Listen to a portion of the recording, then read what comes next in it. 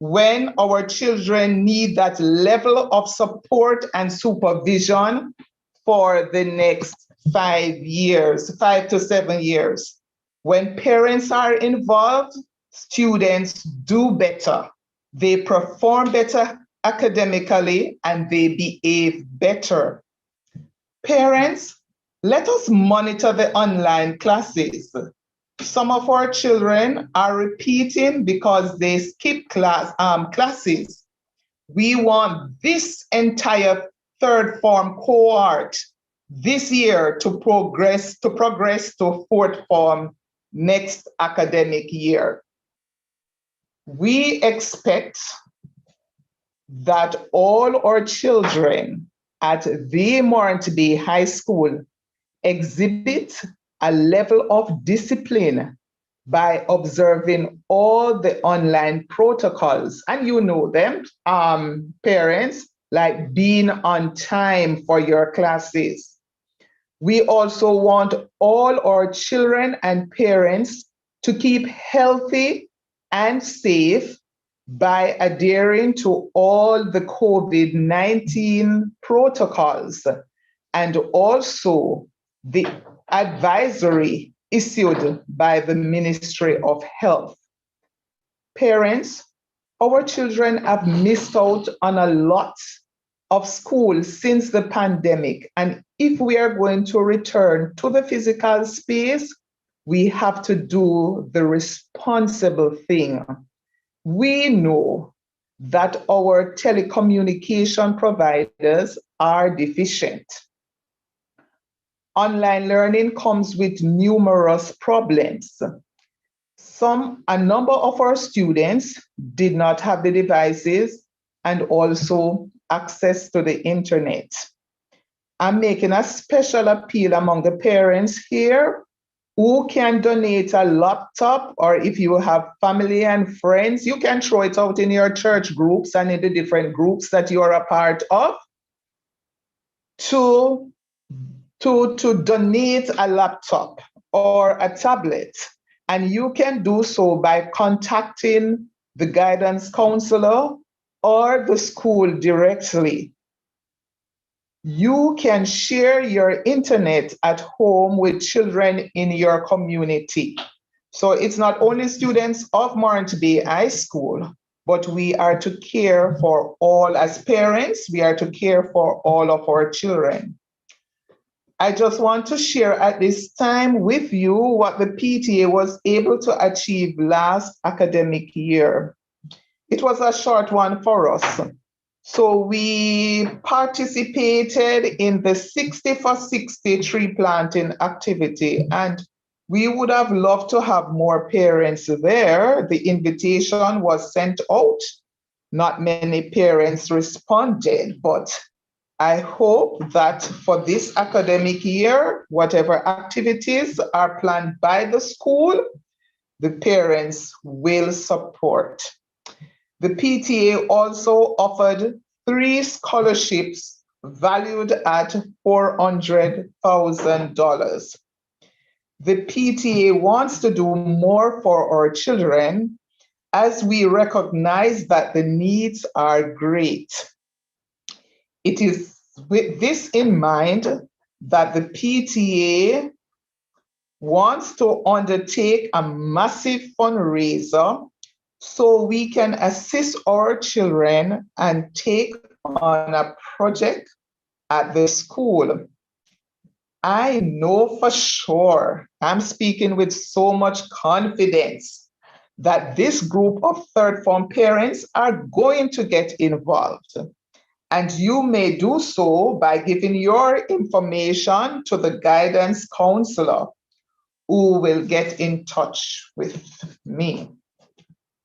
Parents, if you're not sure about something or there's an issue affecting your child, do not, and I say do not hesitate to raise a concern with your child's teacher, the guidance counselor, the vice principal and principal, and the executive of the PTA.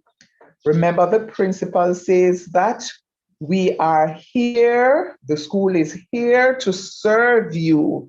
So you are to reach out to someone. So don't keep those problems to yourselves. Finally, parents, submit your children morning and evening to the Lord.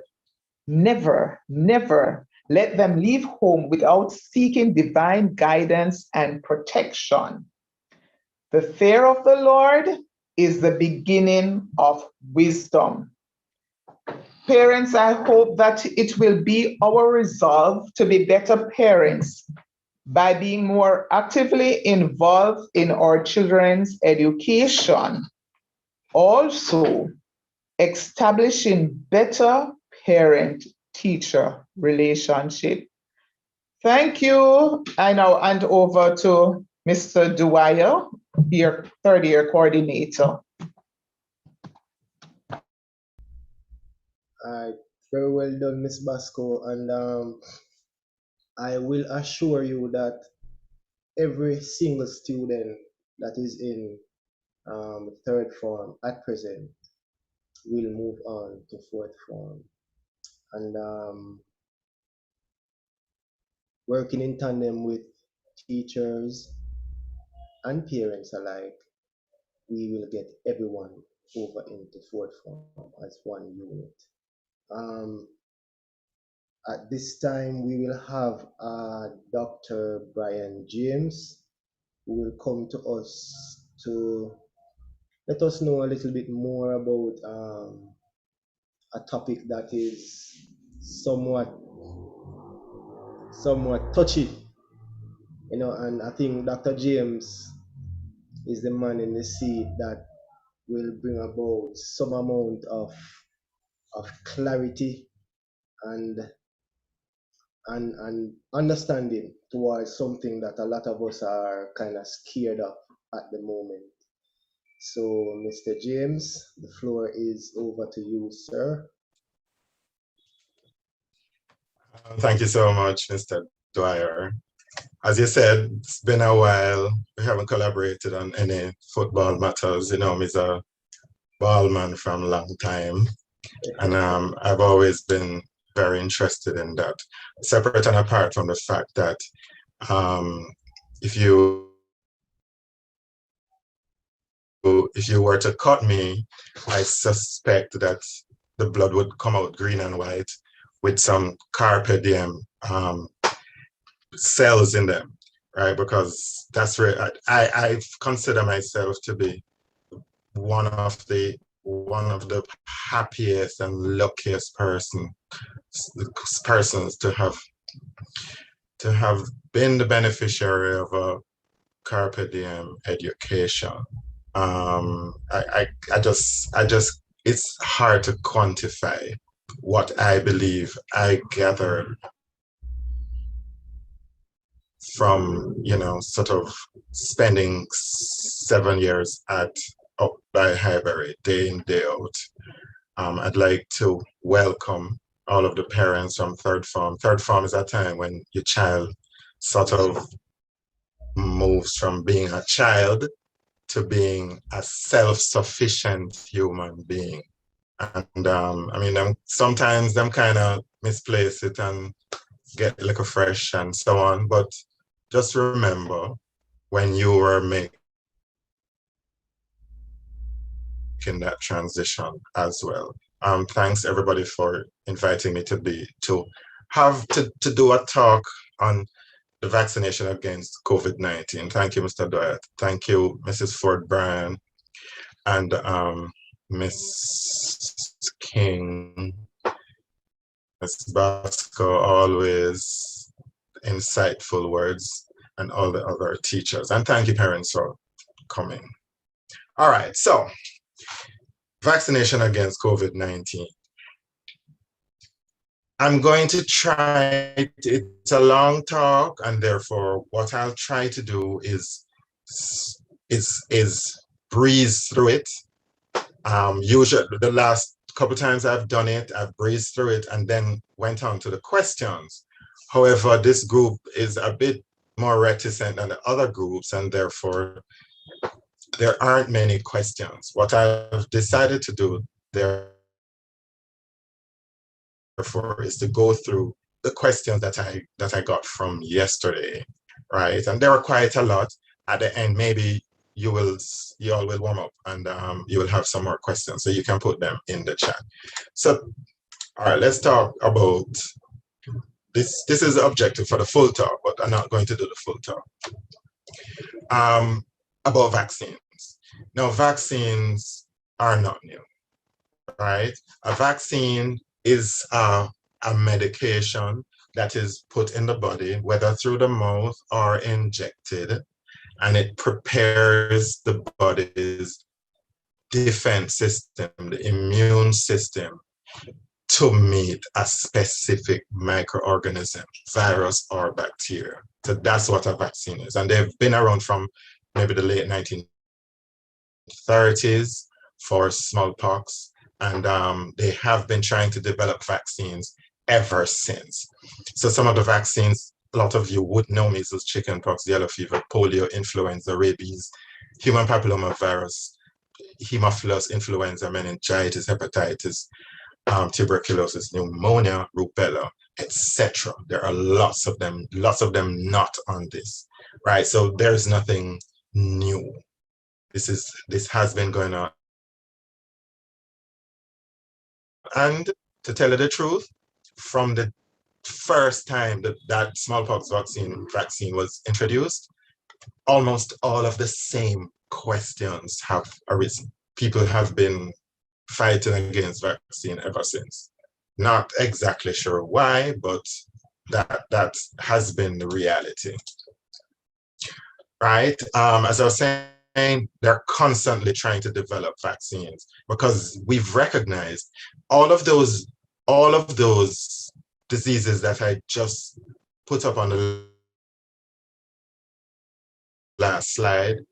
All of them are pretty much non-existent anymore, right? Measles, a lot of us, I saw in the little poll that most of the attendees are over 40. So you would probably remember a few people with measles in your time. And some of you know. You have to be kind of, sort of mid to late 40s to remember that, right? I have not seen one single case of measles since I graduated from medical school. Why? Vaccine. I don't even know the symptoms and signs of rabies. Why? Vaccine. H flu meningitis, I have not seen that. I used to see that when I was an intern. Then they introduced the vaccine, no meningitis. Yellow fever, I've never seen that, right? All of those things have pretty much been eradicated. Cholera, same thing. I used to study it at micro B, that's it. I don't know it, right? Mumps, I used to see the people them tie up them jaw with a piece of cloth. Haven't seen it in medical practice. So vaccines have been responsible for getting rid of a lot of the illnesses that have come across us. The thing about COVID, and the reason it is a pandemic and the reason it is causing us so much problem, is that it wasn't always around, right? There are what is called zoonoses. It's believed that it existed in pangolins or some kind of animal in China, and it skipped into the human beings. The same thing happened with the bubonic plague in the 13 or 1400s. I don't remember when it was, and killed maybe 100 million people or possibly more, right? Because once your immune system has never seen it, then you're going to end up being susceptible to it. And then in 1919, when they had the last flu outbreak, the flu pandemic,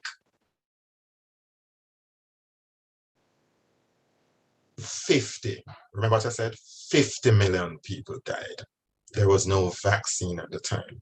So the way the immune system is it sees a virus and it sees it as foreign, right? And the immune system then springs into action. Special cells which fight illnesses are elaborated by the immune system.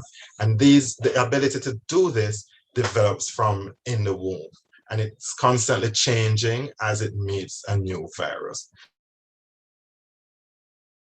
So what it needs to do, and that's what they worked out from in the 1930s, is that if you can present it with either a killed virus or an attenuated virus or some part of the virus, the antigens or whatever it is, then you can make it realize that this is how we should fight this organism. So that if it then meets the real virus, then it already has the information and can fight it. So first it has to recognize, then it has to examine, then it locks it up, it engulfs it in a cell, and then it either keeps it in that cell until it dies, or it dissolves it with various chemicals that can be created. I have to tell you that one of the things that is not very well understood is that when you get a vaccine, it induces an immune response. So the immune system starts to create these chemicals to kill the virus and so on. And it is those chemicals that will cause the fever and the muscle pain and the headache and so on, right? It's not the vaccine itself that does it. It is the immune system. Therefore, it's not the virus itself that does it. It is the immune system. And so whenever the vaccine is presented to the person and the immune system responds, then you will get the same reaction. You might get a fever, you might get muscle pain, you might get headache, right? So we remember that. It's not that the vaccine is trying to kill you or anything like that. It's just that that's how it tells you that the immune system is responding, right? The virus is forever trying to change. Whenever the body meets the virus, the immune system will try to respond. Its ability to respond is going to depend on whether it has seen the virus before, right? And it will lose the fight if it has never seen it before, or it might lose, but it will win if it has been introduced to the characteristics of the virus before, like with a vaccine. So this is how the vaccine works, right? It imitates the bacterial virus using either dead or weakened version of the bacterial virus or the mRNA, which is just a template that is used to create a part of the virus, right? So you can get mRNA for any part of the virus. So you don't have to put the virus in there, you just put the little mRNA that makes you create the spike protein, and the body will respond to the spike protein. The vaccine raises the body's alarm, it trains the body to recognize and fight the virus. When the body encounters the virus now, it is ready, right? The AstraZeneca vaccine, which is the one that we will see most commonly in Jamaica, that is the most common one that we have because we get it from either the African vaccine set or the COVAX, right? Or, kind of big round the place and see. The PAHO people, they are the ones who administer the COVAX. So we have mainly the AstraZeneca. And this was produced by Oxford University. And they have been working on creating a vaccine for coronaviruses for some time. So that when this one, this is COVID-19, which is coronavirus disease, COVID-19, because it was found in the first human being in 2019. When that was identified, the Chinese people who first identified it, they coded for all the genetic code for the vaccine, and they sent it to all the labs around and said, listen, this is what we found, you now have the information. So they started working on it. And what they decided to do was to produce mRNA that will code for the spike protein and present that to the body. So the body will now have information about the virus and then be able to attack it. The problem with the Oxford University people is that they're not a manufacturer, they're a university. So they had to team up with AstraZeneca in order to manufacture large amounts so that the vaccine can be available to a lot of people. The WHO took a lot of these because they would have been the least expensive, because they're not made for profit. It's just the English university making it to help the world. Johnson and Johnson were they followed the same kind of pathway. So they came up with a very similar vaccine. mRNA vaccines are the Moderna and the Pfizer. They are a little bit different, right? In that they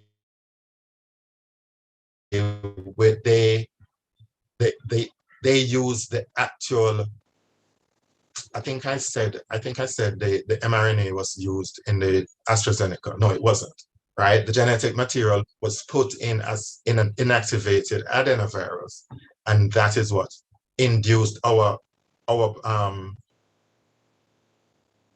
cells to produce the spike proteins. In the case of the mRNA vaccine, the Moderna and the Pfizer, it is the mRNA that we put into the carrier cell, and that induced the spike protein production. Not a great deal of difference, but some people make a big thing out of it. It's not really any different.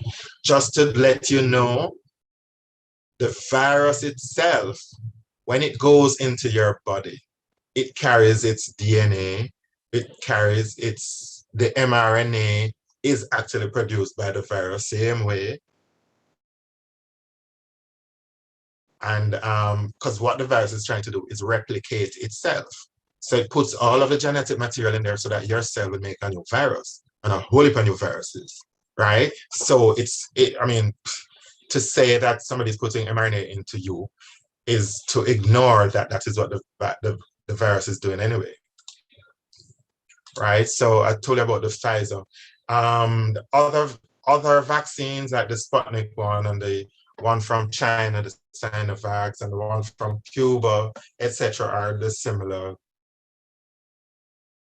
principle, right? The approval process had to be quick.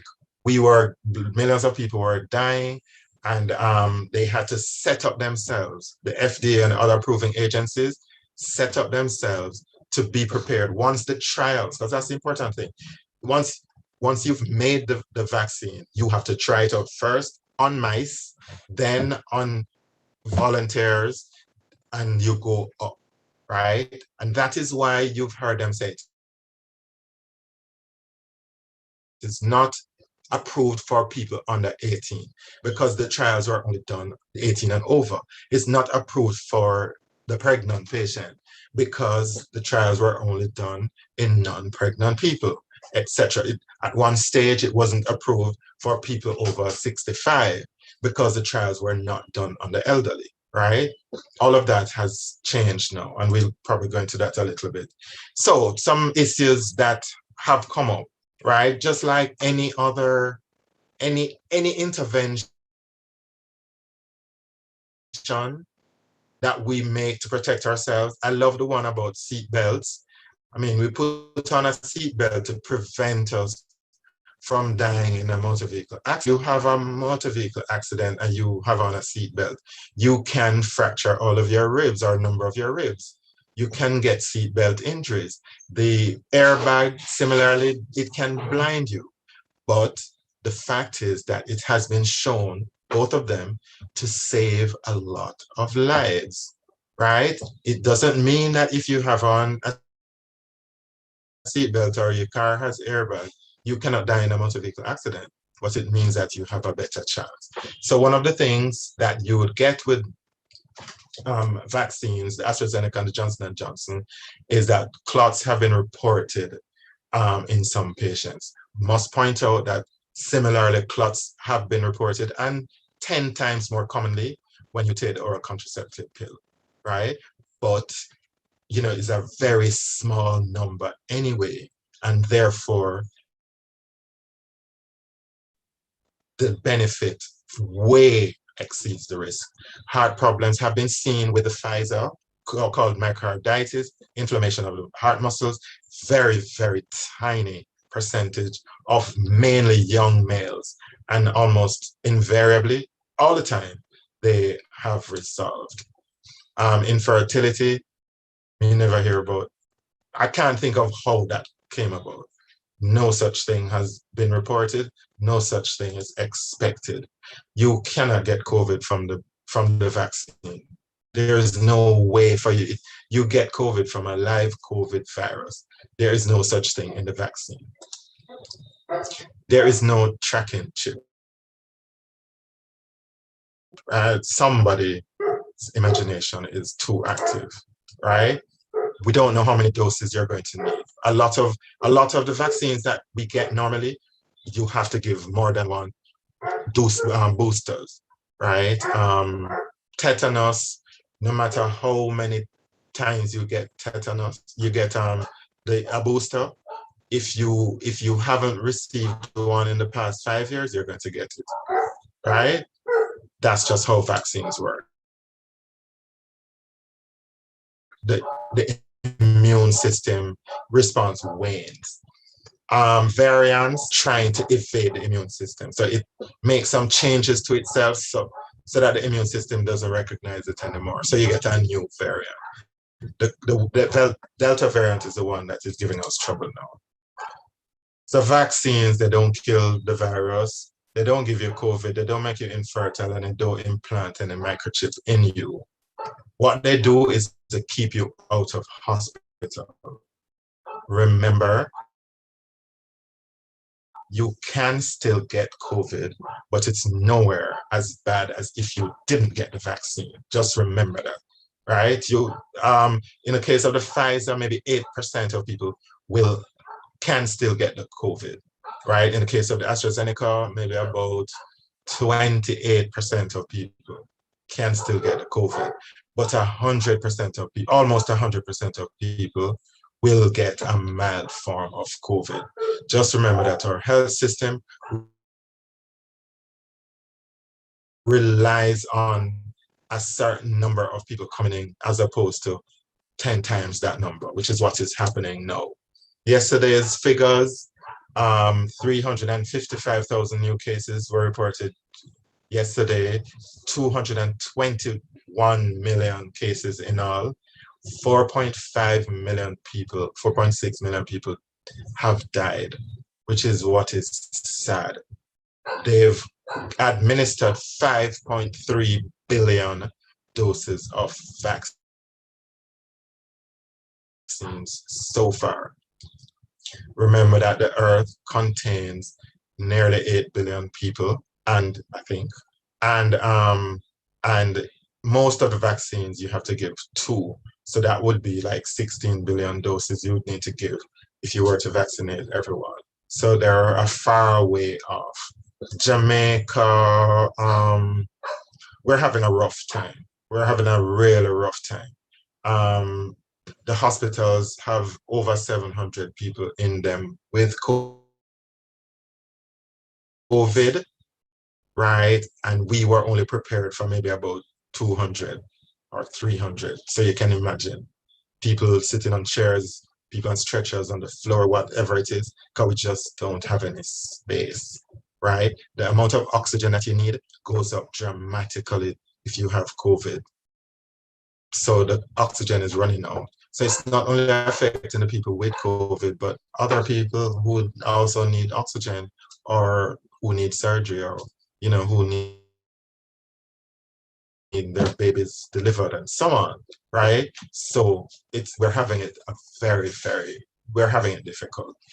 So the vaccines work. There are vaccines available at the moment. We need a society. We need to open up the place. We need to go party and enjoy some football and all them thing there, right? So we need to get in control of this thing. So let's try to get some questions. Have there been any more questions put in the chat? Let me take a free.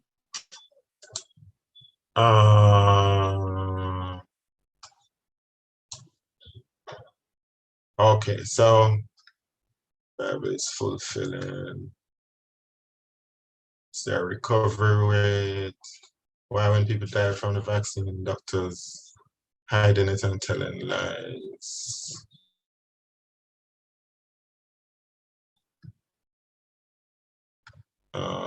Well said. Okay.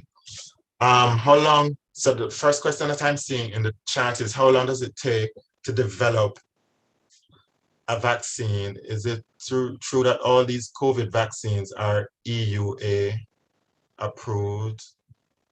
I don't know what EUA is, but all the COVID vaccines that are currently available in Jamaica are approved by the WHO, right? So we go with the WHO. Typically, we use the FDA, the Food and Drug Administration in the US for most medications and so on. And I mean, they tend to sort of go hand in hand, but the WHO is the one that we are going with for vaccines. How long it takes to develop a vaccine? In this case, it took about a year, maybe just under a year. Well, I mean, it took more than 10 years because they've been working on technology for that. From the time COVID was discovered to the time it was ready for injection after approval was about a year. Is it true? Does my child have to be vaccinated to attend face-to-face? I don't know. Please ask Mrs. Ford Bryan. Why when people die from vaccine, doctors, nurses, ministry, and the government hiding it and telling lies? It's predicated on a lie. Because it is a lie that doctors, nurses, ministry, and government hiding it and telling lies. That is an absolute fabrication. And how you know when something cannot be true is if it depends on collusion from too many people. Can you imagine if all of these whole heap of people, there are how much in 100 doctors around the place, thousands of nurses, and all of them have to keep their mouth shut? That don't make no sense to me. If the recovery rate by percentage is 99% average, why are we making it mandatory for our children to attend face-to-face class? I'm not sure what this question means. Recovery rate by percentage. So the recovery rate by percentage is not 99%. Right now in Jamaica, the case fatality rate for COVID is about 2.7%, right? Remember that 1,600 and something persons have died, right? Which means that we've had 60-something thousand, so about 50,000 people would have recovered or they're still in hospital,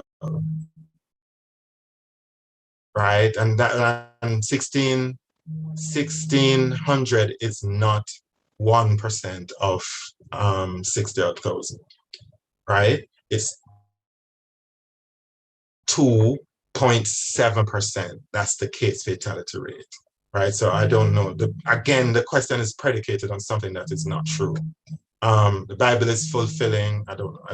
I can't recall the part in the Bible that says coronavirus infection will be upon the land, but I mean, I don't know my Bible so well.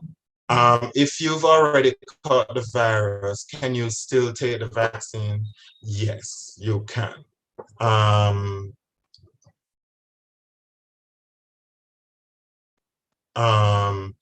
the recommendation is that once you stop having symptoms, then you're eligible to have the vaccine, right? You should not have the vaccine when you're having symptoms, primarily because some of the effects of the vaccine are similar to those of catching the virus. And so you don't want to mix them up. You want to know that, well, if I take the vaccine and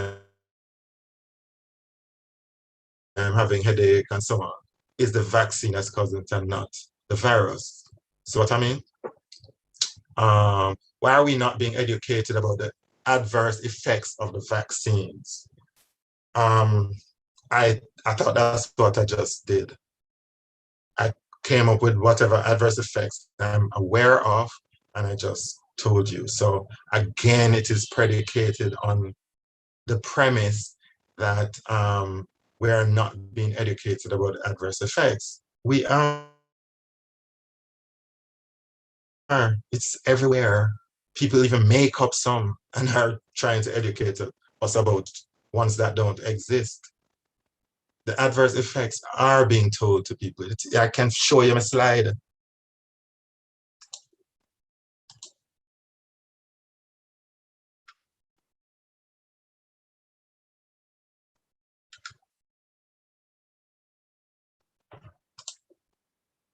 See it there?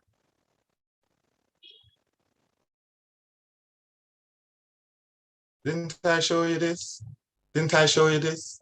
It's not true to say that we're not being educated about the adverse effect of the vaccines. Is it safe for a 13-year-old to take the Pfizer vaccine? Some countries have approved for 16 years and older. However, in Jamaica, the age is 12. The WHO and the FDA, they've actually done the studies on persons 12 to 17 years old, and it is approved for that age group. There's nothing special, different, great, fantastic about Jamaica in relation to the age of giving the Pfizer vaccine. It is approved by the FDA and by the WHO from 12 to 17 and above, clearly, but not below. When you get the virus, does your body develop a natural? That is an outstanding question. That is great.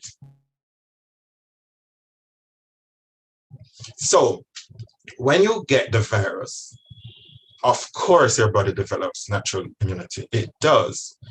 In the early parts of the pandemic, they were realizing that the natural immunity lasts like 3 months. People were getting the virus, recovering from it, and 3 months later, they were getting it again.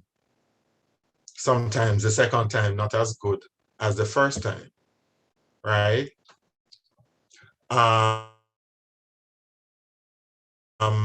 And so the recommendation was for you to, if you've had the virus, then wait 3 months and then you take the vaccine so that you can have the benefit of getting immunity from the virus, from the immune system initially, and then another at least 8 months from the vaccine. Now, there have been, I think I've only seen one study. There has been a study from Israel which says that you get reasonable immunity from the natural infection. So I don't know, they might change as the evidence comes in, but all of this is based on evidence. The Israeli study says that if you get the virus and you get 1 dose of the Pfizer, you get as good immunity as getting both doses of the Pfizer, right? That is one study. So that hasn't informed the people don't tend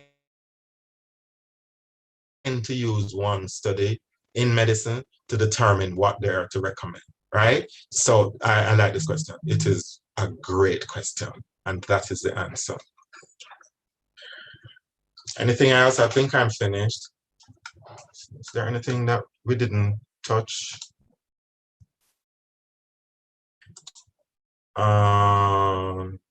Speculation going around that the vaccines are not fully approved by FDA. How true is it? Foolishness.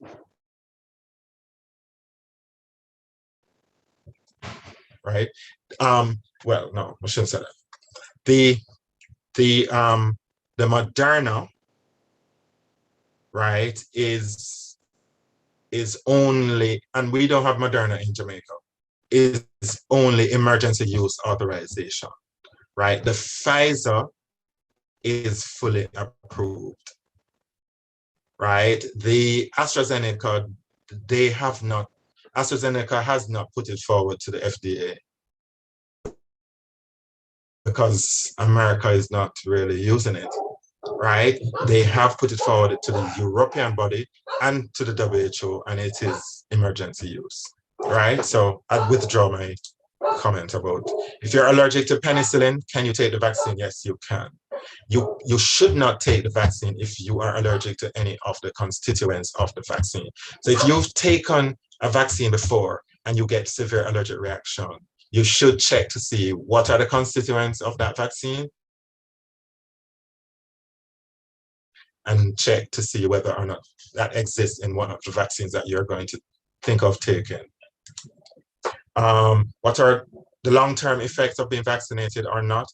Long-term effects of being vaccinated would be that, I mean, you'll be able to avoid COVID in 90% of the times, and certainly avoid serious disease 99% of the time. That's the only long-term effect that I'm aware of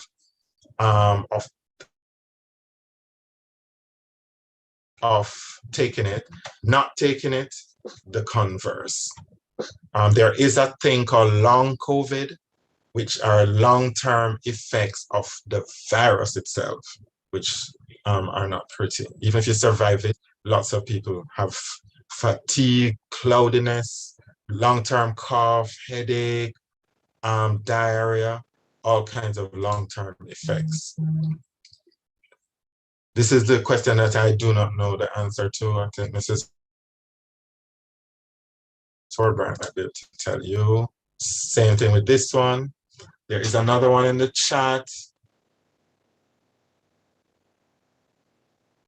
Oh, this is just, oh no. Has been any virus or disease?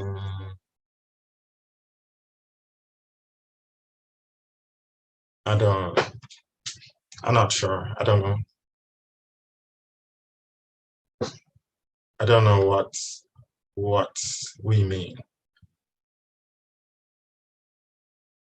I think the flu, yes, of course I know. The SARS and the MERS were viruses that had 90% recovery rate, or mortality was less than the COVID, and they became pandemics. I'm not sure what the mortality, the case fatality rate for the Spanish flu was, but that was the next pandemic. Somebody is helping. Information regarding how the vaccines are made, what they're made of, adverse effect, etc., are all on the internet. One of the problems is that as a people, we don't read. And if we do read the wrong material and it confuses us, let us seek information from the right source. Yeah, I mean, it's difficult. I accept. It is absolutely difficult. I mean, we are a bit afraid, you know, I'm afraid of needles. So anytime anybody says I have to get anything by injection, I am suspicious. I don't want, and if I go to the dentist, then I have to call down crowd on me, right? So I understand. If somebody comes and says, well, everybody must get something, it gives us a bad feeling. However, I don't think it's reasonable, because we are uncertain, to grab information from people who we don't know. We don't know why they're telling us this, and we ignore the information from the people who would trust for everything else. If we have diabetes, we go to our doctor. 94% of the doctors in Jamaica are vaccinated, but we ignore them and we listen to some person who has an overactive imagination and thinks of all kinds of very strange and weird things. So, I mean, this person is absolutely correct. Mitzi Hines, I bet you went to Marbury High School. That be careful. If there's something that makes sense, don't believe it. Don't believe that if you put a spoon on your hand, on your shoulder after you get vaccinated, it will get stuck there.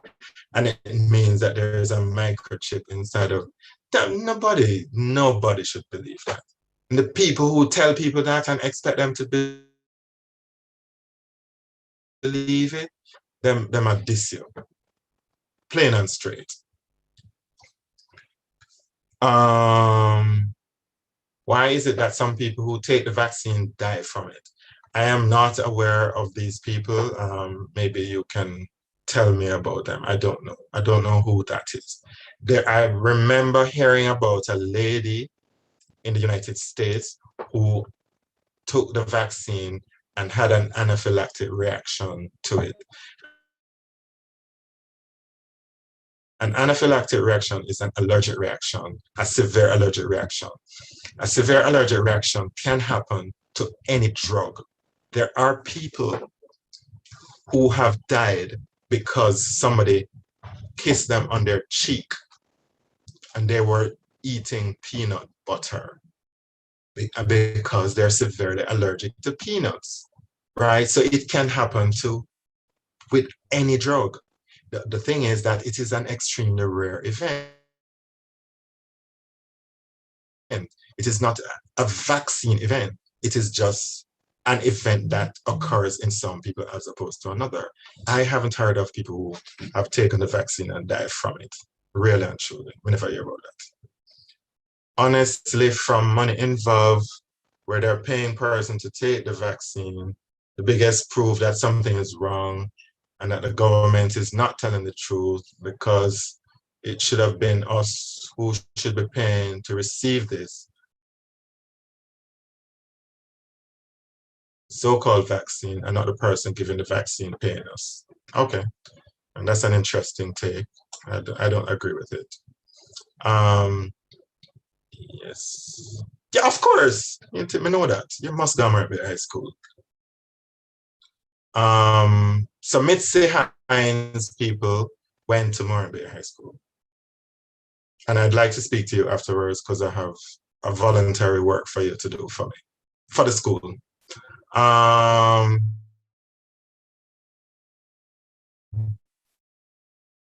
I've known of men who took it and say it's making them impotent. Well, okay. I'm not sure how they decide that it's them, but is it? But I don't know. I can't really comment. I've never seen any report of impotence being caused by the vaccine. All right. I am tired. I'm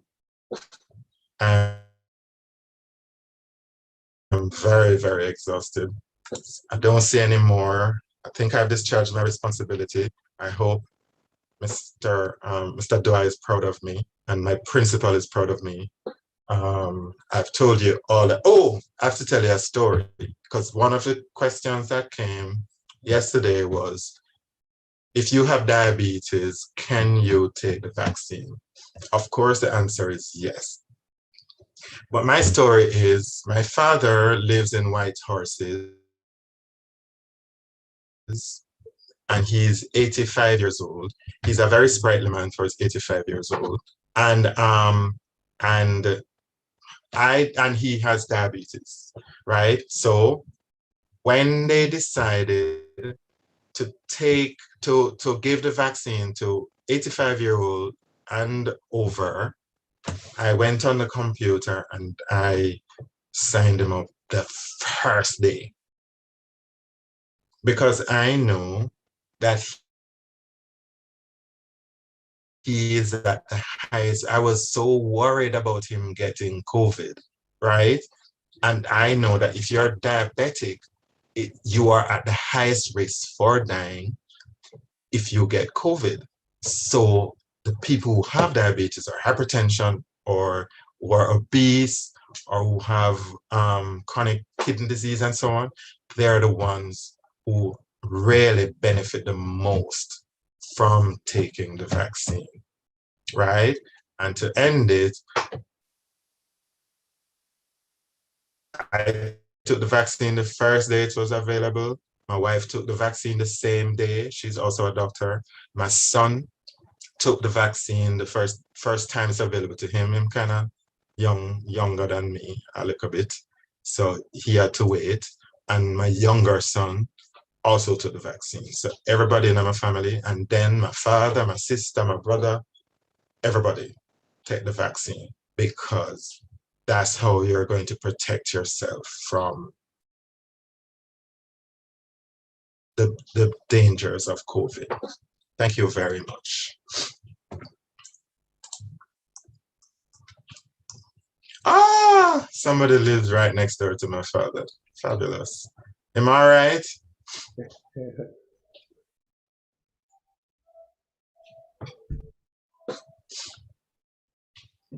right, thank you very much, Mr. Brian James.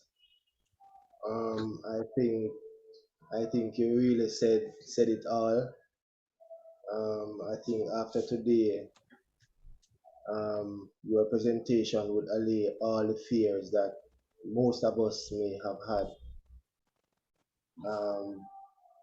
I myself have had doubts,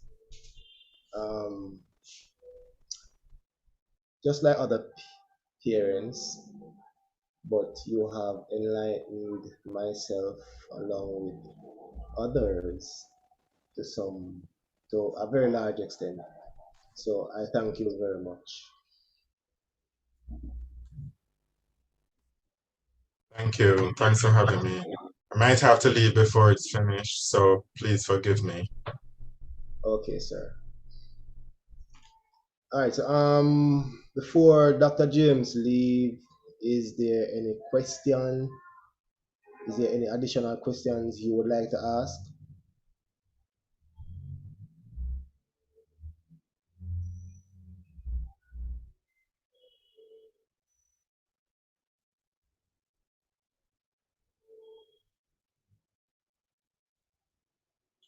All right. So Sir James, I think I think they are through with you now. So thank you very much again, sir.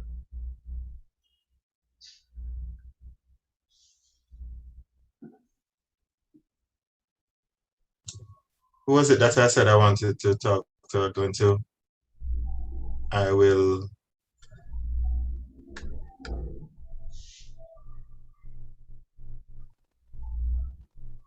Who was it again? You can identify yourself for me, please. Mitzi Hines. Okay. All right. Thank you.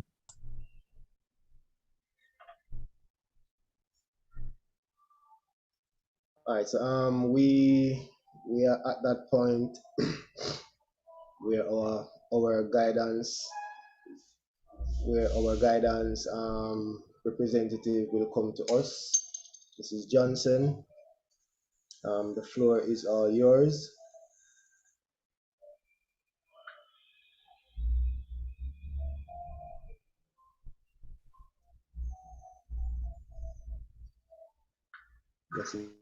All right, so good afternoon, Madam Principal, Vice Principal, your supervisor, teachers who are present, parents, and specially invited guests. Give me a moment. I'm going to go ahead and project my screen, and then I will proceed. I trust that you are all in good health today.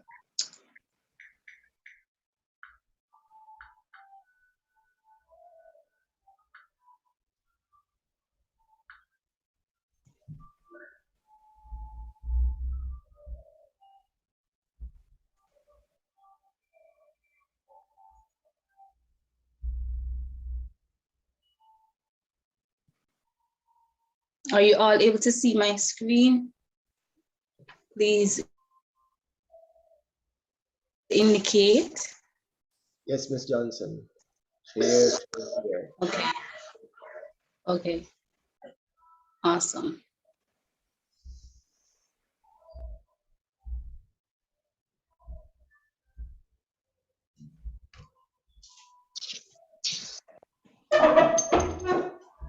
Right. All right. So being projected now, parents, based on what Mr. Dwyer said, that it's visible to him. So hopefully it's visible to all of you right now. So you are all heroes, especially throughout the last school year. You did indeed showed us that you did indeed weather the storm. You ensured that your child received the proper guidance, the help, and also the support. And so I want to personally extend commendation to you all. All right.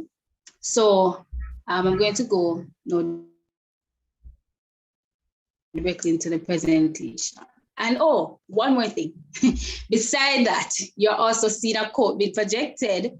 And on that quote, it clearly states that you should be taking good care. Well, taking good care of your children begins with taking good care of yourself.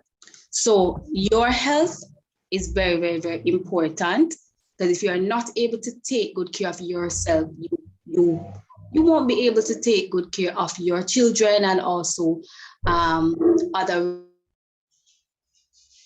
roles or responsibilities that you may have, right? So today we're going to be focusing on you and also on your children. All right, so the guidance department at the Martin B High School, we cater to the holistic development of your child.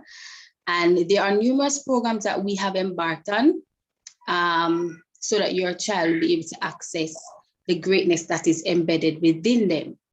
So if it is that your child is now in the 3rd year at the Martin B High School, that means that your child is in good hands, because we have been taking good care of them and we will not stop now. We will be their shepherd until the end of their journey at Martin B High School. Even after their journey at Martin B High School, we will still be availing ourselves to definitely assist them and to aid them at best. All right, parents? So parents, I want to give you a charge. So as I had mentioned earlier about the importance of taking good care of yourself, all right? You should seek ways to ensure that, your own personal development. Take some time off, treat yourself, do something that you love so that you'll be able to refuel and to refresh yourself. Your mental health is of vital importance. So please make it a priority to take good care of yourself. Another one is try to liaison with other parents or support systems with each other. Be able to encourage each other, learn about strategies to improve your parenting. Very, very, very important. Now I'm going to move on to your children. So at this stage of your child's life, more is expected of you, more supervision, support, and definitely guidance for your children. So please be on the alert and avail yourselves for them. Okay, parents? So I'm just going to go through some specific tips, and as I had said before, charge to you to take good care of yourself and also of your child or children. So oftentimes we would highlight the bad. So whenever our children or our child or ward does something, we are so quick to correct them, or sometimes it's not even correction. There is punishment that's been administered immediately without explaining or giving a reason and so forth. And that makes your child become very, very, very ignorant and stuff like that, because they would have lacked that knowledge as to what really happened, but they're punished for it. So parents, I am hoping that you'll be able to shift the narrative and start praising your children, hugging them, and especially if this comes from their fathers, this will definitely help to shift the belief system in a positive way. All right, parents? Also, I'm encouraging you to compliment your child, affirm your child, and to celebrate them. As I had said before, they do something good, please highlight that. Just as you would highlight the bad, please highlight the good also. So some examples are, I am proud of you. You did a great job. You are doing good thus far. Thank you. I love you. I am here for you. I will listen and take your thoughts and opinions into consideration. It does go a long way. So parents, I'm encouraging you to put that into practice. Allow it to become a part of your lifestyle. All right, please try to monitor your child. If you're not able to do so, because I know that some parents work during the days, please have someone do it on your behalf, because that's very, very, very important, because they need all the guidance, all the help. And as I had said before, we need to be on the alert, especially at this stage, and avail ourselves for our teenagers, all right? Have open communication and conversations with your child about topics that they are concerned about, topics that they are curious about, that will actually enable them to make healthier choices. I don't believe a parent and a child, there should be any conversation or any topic or discussion that you should shy away from or hide or don't want to talk to your child about. If it's probably too personal or private, fine. But especially with what is going on and them being so exposed on social media and other apps and sites and so forth, I'm encouraging you to have that conversation, have that discussion with your child or what. Another one is, please check in on their progress at school. So you have the form teachers, you have the year coordinators, you have the subject teachers. Please check in on your child's progress. With them also being online now, sometimes they might have an assignment and it's not submitted, or an activity, or they probably need to read some notes or so forth. Have them show you how to access the Google Classroom. You go in the Google Classroom by yourself and you view the classrooms. Check to see if there's any assignment that is outstanding that has not been submitted as yet, or if it is that they receive an assignment at a specific time and there is a due date, ensure that you pay keen attention to that and have them complete that assignment on time and submit it on time. Because last year, these are similar occurrences happened last year, where assignment, your outstanding assignments, and also with the examination grades or the report cards for this school year, past school year rather, it's some persons had a low average, and it was as a result of the class assignments and so forth that they did not get an opportunity to submit. So we want to be able to mitigate that occurrence and help them get a much higher average, all right? Check in with your child. I know that sometimes you're tired in the evenings, but as much as you can, and on many days as you can, check in with your child. Have a reflection at the end of the day, our review of at the end of the day, because that's very, very important. Have family time. And in having family times, I know that sometimes when persons mention this to you, you might say, oh, you have to have money to do these things. No, you don't have to have money. It can simply be a movie with you and your child sitting down watching a movie together. You can play a board game, you can play video games together, among others. There are so many activities, there are so many things that you can do without having to spend money. I know I'm going to get to another area where this was something that reoccurred more than once in the last school year, and we hope that it won't happen in this school year on a frequent basis. So we had students who did not get an opportunity to be engaged online.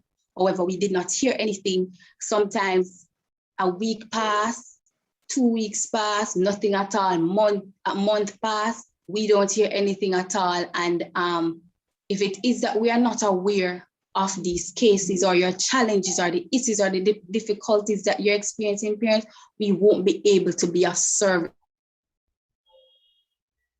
to you.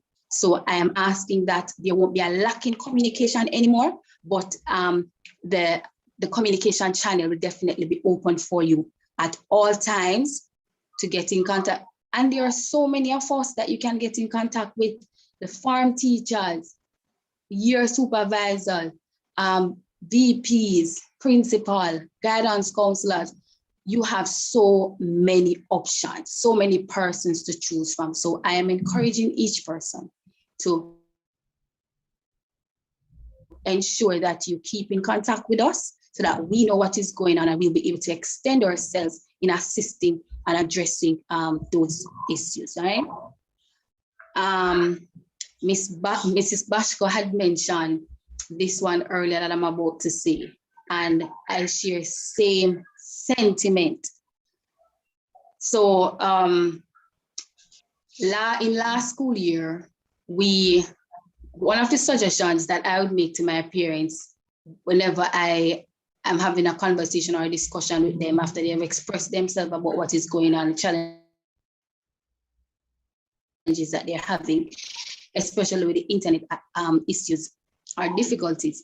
One of my suggestions was, is there any neighbor who has internet access that you could have a conversation with, a discussion with, and have an agreement with to pay a specific amount or to give a contribution to their internet so that your child will be able to access the virtual platform? These were some of the suggestions that I had given to them, because if it is that you have somebody who lives close by and they have access to the internet, you can try to speak to them, make an arrangement, have an agreement, and you make a contribution just to ensure that your child is engaged in the teaching and learning process. That's very, very important. For most parents who are here, I know that you would have gotten an opportunity to go to school in the past. And it was through school you were able to learn a lot of things. So, and when you had missed out, you might have been affected in some way, shape, or form. So no, please don't drop the button. Please do the same for your child. If it is that your child is missing out, they're going to be affected by it. They're going to be implicated by it. So parents, I'm encouraging you to try all options. If you try and exhaust all options, but ensure that your child is engaged, all right?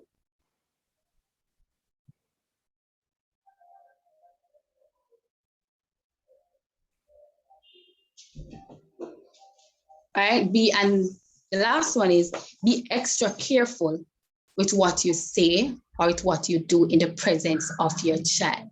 That's very, very important. The children of this generation, they are like sponge. They absorb everything. They bottle things up inside. You might say a word to them or two and think, oh, it's just a simple word. It doesn't really mean anything. But if you said the word and it offended them and you didn't give any form of clarity as to why you said it, or how is it that they can make adjustments or become better and so forth, they are going to interpret a different way, and it's going to definitely affect them in a negative way. So it's going to affect the way how they think, that's their thought patterns, their thought process, and also their behavior. So parents, be careful of what you say and what you do in the presence of your child. Even though, yes, they might see things on social media or hear about things probably in their community and so forth, don't let those negative influence or situations or aspects or things that happen comes from you. Don't be a part of that. As that negative aspect, but definitely try to be a part of the positive in ensuring that your child is well-rounded and your child is taken good care of. All right, so throughout the school year now, we will have parent empowerment sessions.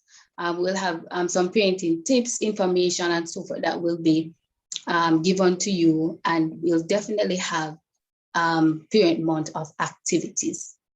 All right, and another important thing too before I leave, as I had said before, parents,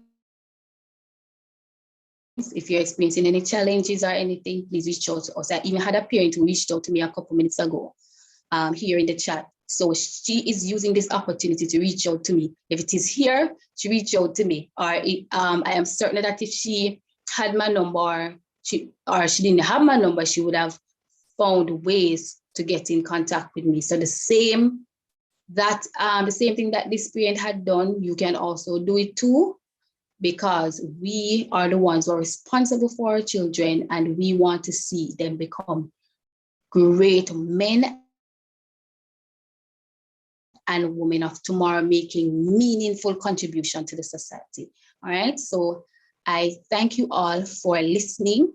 I hope this was beneficial to you, and you will not only keep it to yourself, but definitely share it with others, and have yourselves a wonderful rest of the evening.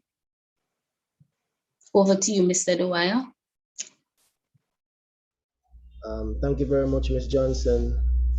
And parents, please feel free to reach out to the guidance department whenever time you see fit and need some assistance. Okay, that department is always ready and willing to help. So Ms. Johnson, along with Mr. Logan, who is working hard behind the scenes at present, and also Mrs. Francis, who is fairly new to us. Okay, so now we are proceeding along. We are not wasting any time. So now we will be looking at the form teachers list. Maybe some of you parents might know by now, because I think the children should communicate some of these things with you, where there are changes with their form teachers and stuff like that. So we no longer have with us a few of our teachers from who have been with us from first form. Miss Oakley, who was the form teacher for 2R, she is no longer with us.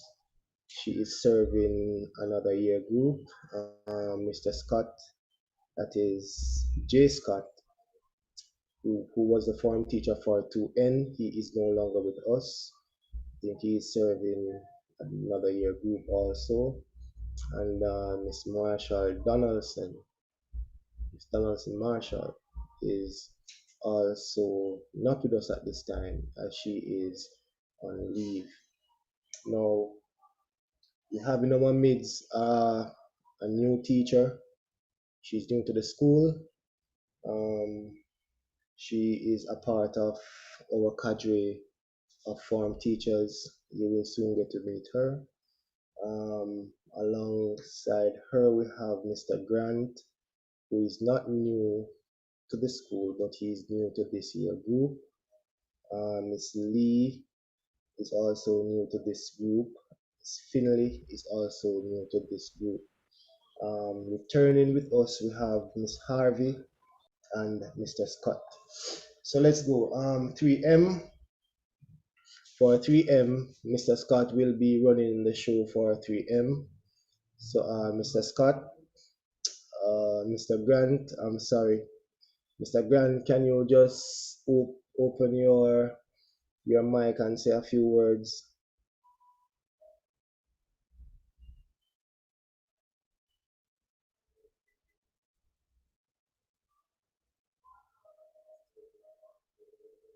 Seems to be not ready. So we will move over to 3O and Miss Leachman. Miss Leachman is a new teacher. She is a member of the home economics department. She is also a teacher of home economics. So Miss Leachman.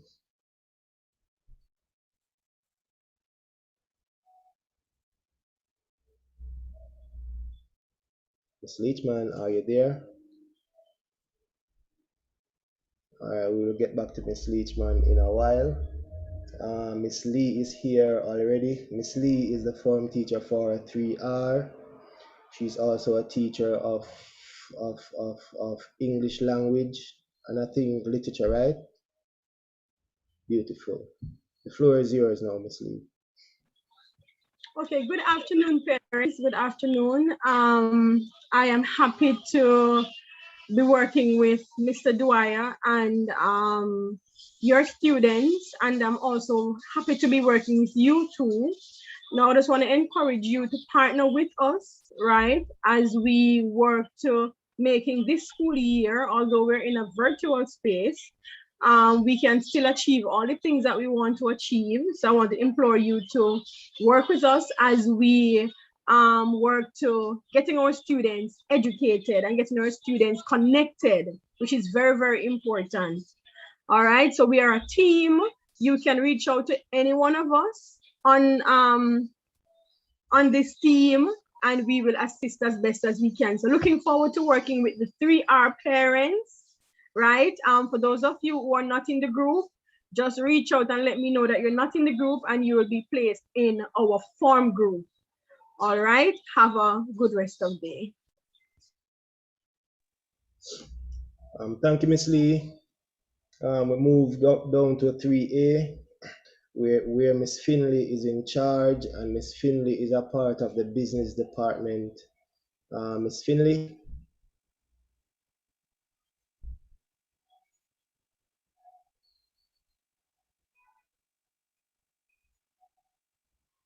All right, we'll get back to Miss Finley at some point.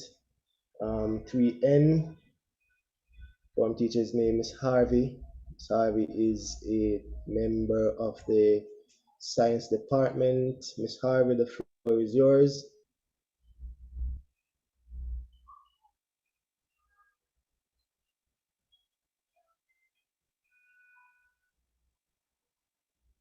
Miss Harvey.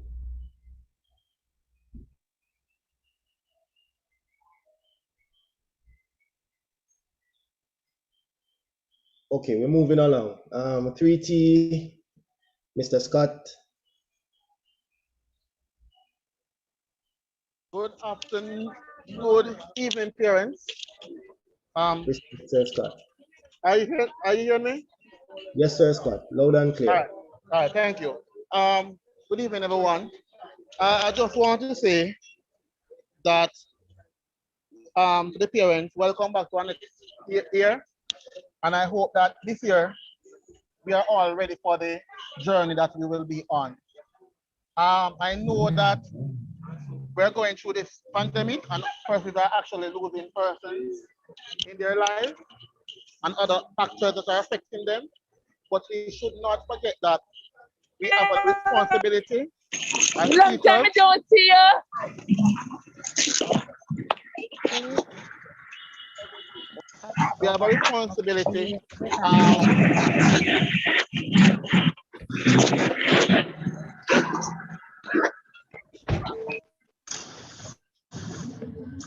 could the person mute the microphone, please? Yes, as I was saying, we have a responsibility as teachers, and therefore we're asking you as parents to hold on to the responsibilities that you have yourself, right? So I will continue to work with my 3T group, and I will continue to do the best I can as a form teacher, and hope that you, the parents, as I said before, will play your part, because it's very important that we work together as a team.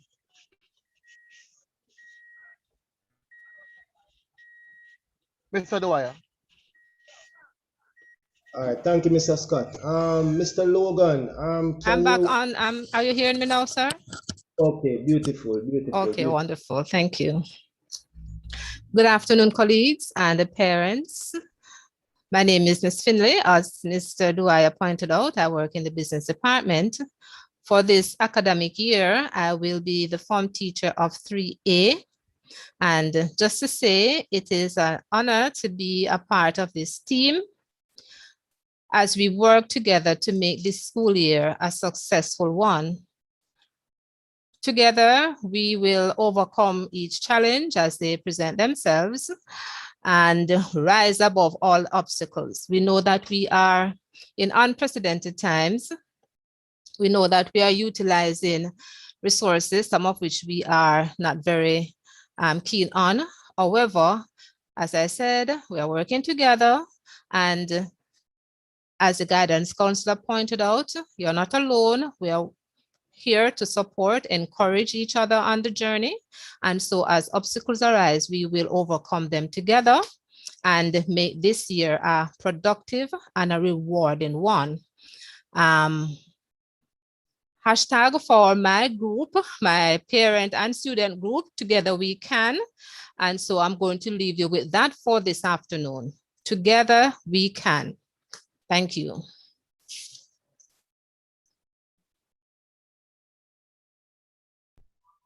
Thank you, Ms. Finley. Okay, so Ms. Johnson from the guidance department will rejoin us to complete on a point that she had left off her presentation. So Ms. Johnson. All right, so good afternoon once again.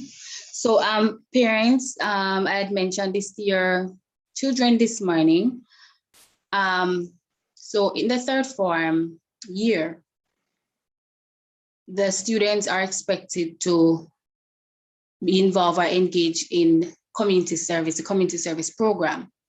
So they are expected to complete 60 hours or more at a government organization. However, when I had given them the information this morning, I allowed them to become aware that the program is on pause for now due to the pandemic. But in the meantime, they can browse to identify these specific organizations or institutions that they would want to give their service to. So parents in the future, when your child takes a community service form or document to you, you would have been aware already what it is about and what it is for. Another important area is the career program. So your child will be engaged in a career series, career spotlight, and also a career expo. So there are numerous things that will be expected of them. And when we engage with them, they will get the information, the specific information, and they will definitely communicate it to you. All right. Thank you, Mr. Dwyer. All right. Thanks again, Ms. Johnson.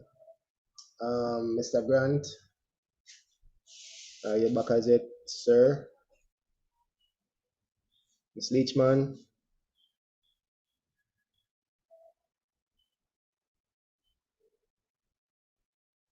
Ms. Harvey. Okay, so we will move along. Okay, so as you would know, students are already placed in classes. Well, placed, yes, in classes because no changes were made from second form. So whichever class your child was in second form, that child will just move up in said class. For example, if your child was in 2M, that child will move up to 3M, 2O to 3O, 2R to 3R, 2A to 3A, 2N to 3N, and 2T to 3T. Okay, parents?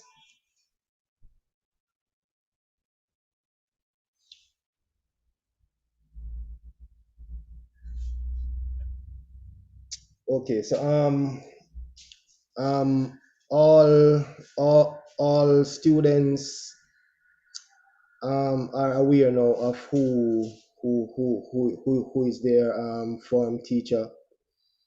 At this point, no child should be asking who is his or her form teacher. Good. Now there are a few students who are repeating, whose placements are not really published as yet, but in the coming day or two, your form teachers will get in touch with you. Okay. Now we're moving along to clubs and societies, and this will be presented to us by Miss Lee, no other than Miss Lee.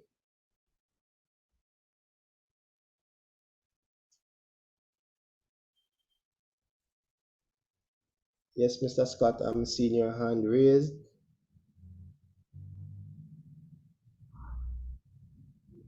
Mr. Scott?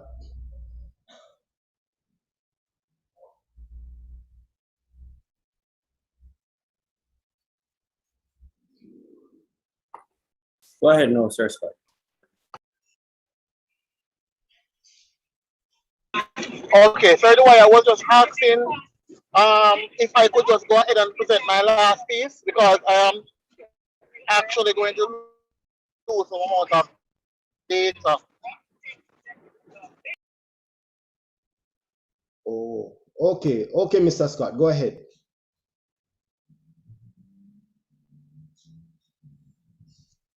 Mr. Scott?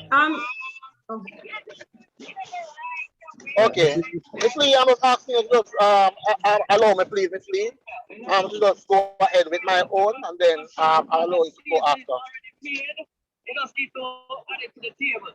Go ahead, Mr. Scott. All right, thanks, Miss Lee. Okay, okay. Good day, again, parents. I'm going to talk to you about using the system that we have for the students. What we decided to do in this year group is that we want not all the students to be able to use the system, but we want also our parents to manage the students in the use of the system. So we don't want students to say that they're doing assignment and you're not able to check to see if they're actually doing the assignment and to see what grade they're getting. So what I'm proposing is that I am going to send a list to each form teacher, asking them to indicate which parents is willing to learn about both systems. I want to teach you how to use the Google Classroom. And this is where the notes and the lesson will be mounted to the students, will be posted to the students. And I want to show you how to use the system to check on the report. Because what we realize that some students are telling their parents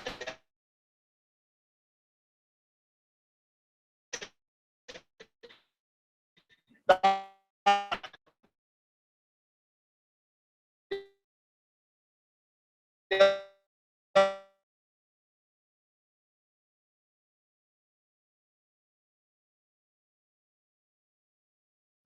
Mr. Scott, you're breaking up. You're breaking up badly.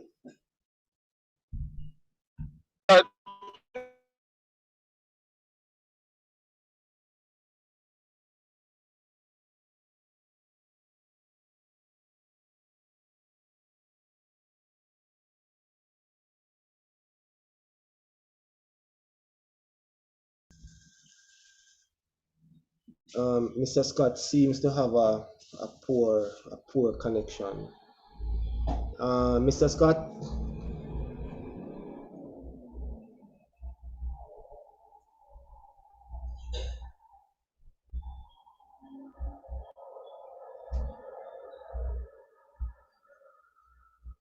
Mr. Scott?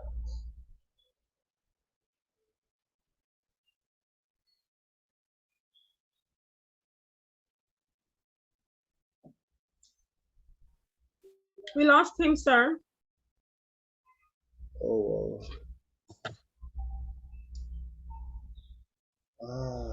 Miss Lee? Yes, sir. It's all yours. And I see already where some parents are indicating in the chat, sir, that they are in fact interested in learning about the Google Classroom. And I think that all our parents should be interested in learning about this system, because we don't know how long we'll have to use this system. So I think everybody should be on par with what is happening and how they should navigate this platform. Now, good evening again, parents. My name is Ann Lee, and my task is to introduce to you some of our clubs and societies at Moreton Bay High School. Now, let me apologize for the absence of my PowerPoint this afternoon. My laptop decided that it's not gonna open the presentation, and I used it this morning in the orientation, so I don't know what's happening with it. So just bear with me. So we are interested in not only the academic development of your students, but we're also interested in the holistic development of your students. We want to develop well-rounded, we want to produce well-rounded individuals. Now we refer to these activities as co-curricular activities or extracurricular activities. And so, we were all created with different talents and interests, and I'm sure you can agree with that. Some of us may have similar interests, similar talents, but we are different and we use them differently, as well as some of us have talents that others do not have. All right, so in addition to scheduled classes, there are a variety of activities such as clubs and games and societies that we refer to, as I mentioned before, co-curricular activities.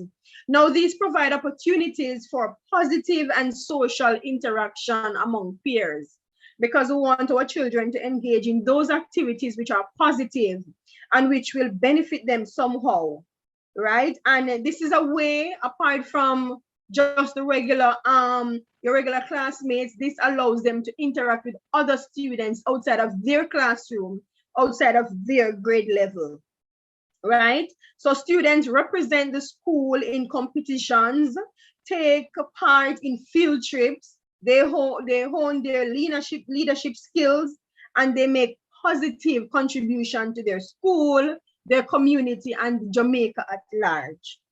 All right, so all students must be involved in at least one co-curricular activity, and they can be active in as many as they wish, as long as they're able to balance co-curricular with their academics. Now, some of the clubs that we have at Moreton Bay High School, just going to be listing them, then I look at a few of them that are actually active at the moment. So we have service clubs and groups. We have Alpha Leo, Climate Change and Action Club, Tourism in Action Club, Girl Guides, Outreach, Big Brother, Sister, Peer Counselor. We have sports activities, sports teams such as track and field, football, table tennis, cricket, netball. We have skills and interest clubs like choir, drama and theater, art, 4-H, junior achievers, cadet, chess, health, fitness, inter-school Christian fellowship. We have our academic clubs like science club, mathematics club, the Bard, society and cultural awareness, that's SOCA. We have quiz club, debating society, poetry, and modern languages. So those are a few, and we know our children, so we can make suggestions to them, but we need to allow them to be a part of what their interest lies in, because that's the only way that they're going to perform how they ought to, if they have an interest in a particular club and society. So while we want to encourage them because we know their talents and so on, we want to allow them to be an active participant in making the choice of the club that they take part in. Now, the first club I'm going to focus on this afternoon is the cadet force or the cadet unit. Now, this is a youth movement with a difference. The difference being that it is a disciplined organization with a rank structure. The training is based upon military skills, but the aim is not to produce highly trained soldiers. So we're not turning your children into soldiers or police officers. We sometimes our children need to develop certain disciplines. So we may say, all right, they are part of the cadet club or the cadet force because this will help you to develop the sort of discipline that I think you need or that you need.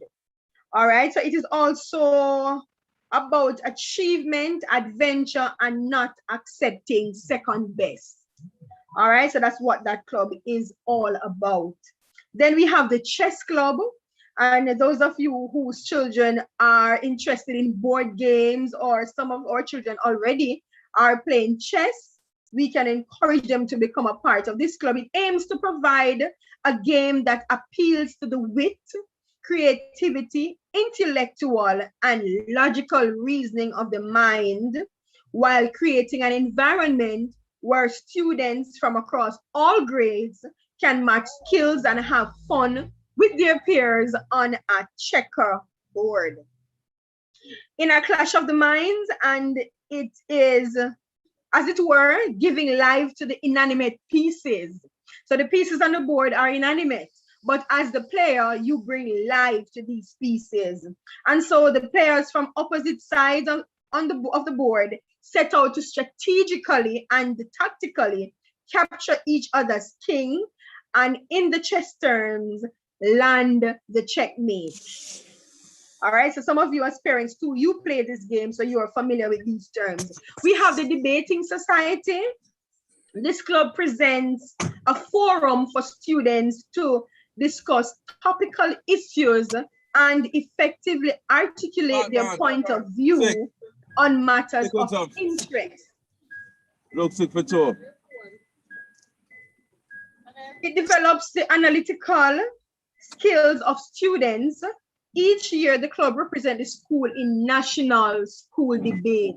So your child gets an opportunity to take part in the national school debate, and we love competition, right? We love to see when our children are representing, right, are actively participating.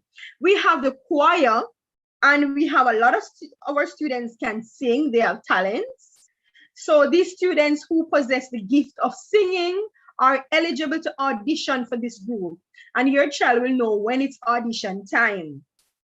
The choir develops the skill of singing to the point of stardom, and the group performs at various festivals and functions on and off the school premises. So JCDC, we enter pieces in JCDC, and we also in the past, and I'm sure that we will look at doing that in the future, we also take part in the All Together Sing. All right, and I'm excited about that. I'm always excited about All Together Sing. All right, excited about All Together Sing.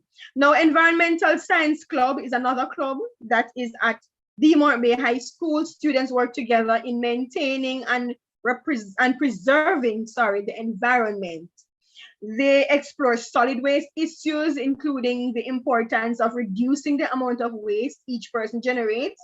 This group also takes keen interest in the greening of the school environment, promotes respect for nature and the care of living things, and conduct environmental research on issues. So we know our students who love to plant, who love to experiment, encourage them to be a part of the Environmental Science Club. Then we have Inter-School Christian Fellowship. And we know that many of our schools and students enter high school as Christians, right? And so we want to foster this by giving them a platform where they can continue to worship, where they can continue to impact others, impact their peers as well, because they have a lot of impact on each other. Now, this impacts young people through the message of the Bible to empower young men and women who love Jesus and live a life of integrity. So we won't encourage your children to become a part of this denomination, or that we will just foster what they come with. We will just give them an avenue to continue to do what it is that they do. Now, this ministry encourages praise and worship, singing and dancing, music and playing of instruments, evangelism, preaching and teaching, and they also have community outreach among each other. All right, so your child can help to bring another child to, all right, whatever denomination that they're a part of. And then we have the girl guides. This train girls, so girls, this for your young girls, this is for you, especially for a third form, is good for them, right? It train girls into becoming young ladies of good character. And our child are in fact at third form, there are young ladies, all right, who will be a cut above the rest, and girls participate in training activities that aid in their physical, mental, and social development, and they also carry out community service periodically. All right, so we are building your child for the world at large. We have the Key Club, and the Key Club is the high school arm of the Kiwanis Club. For those of you who are already familiar with the Kiwanis Club, the Key Club is the high school arm.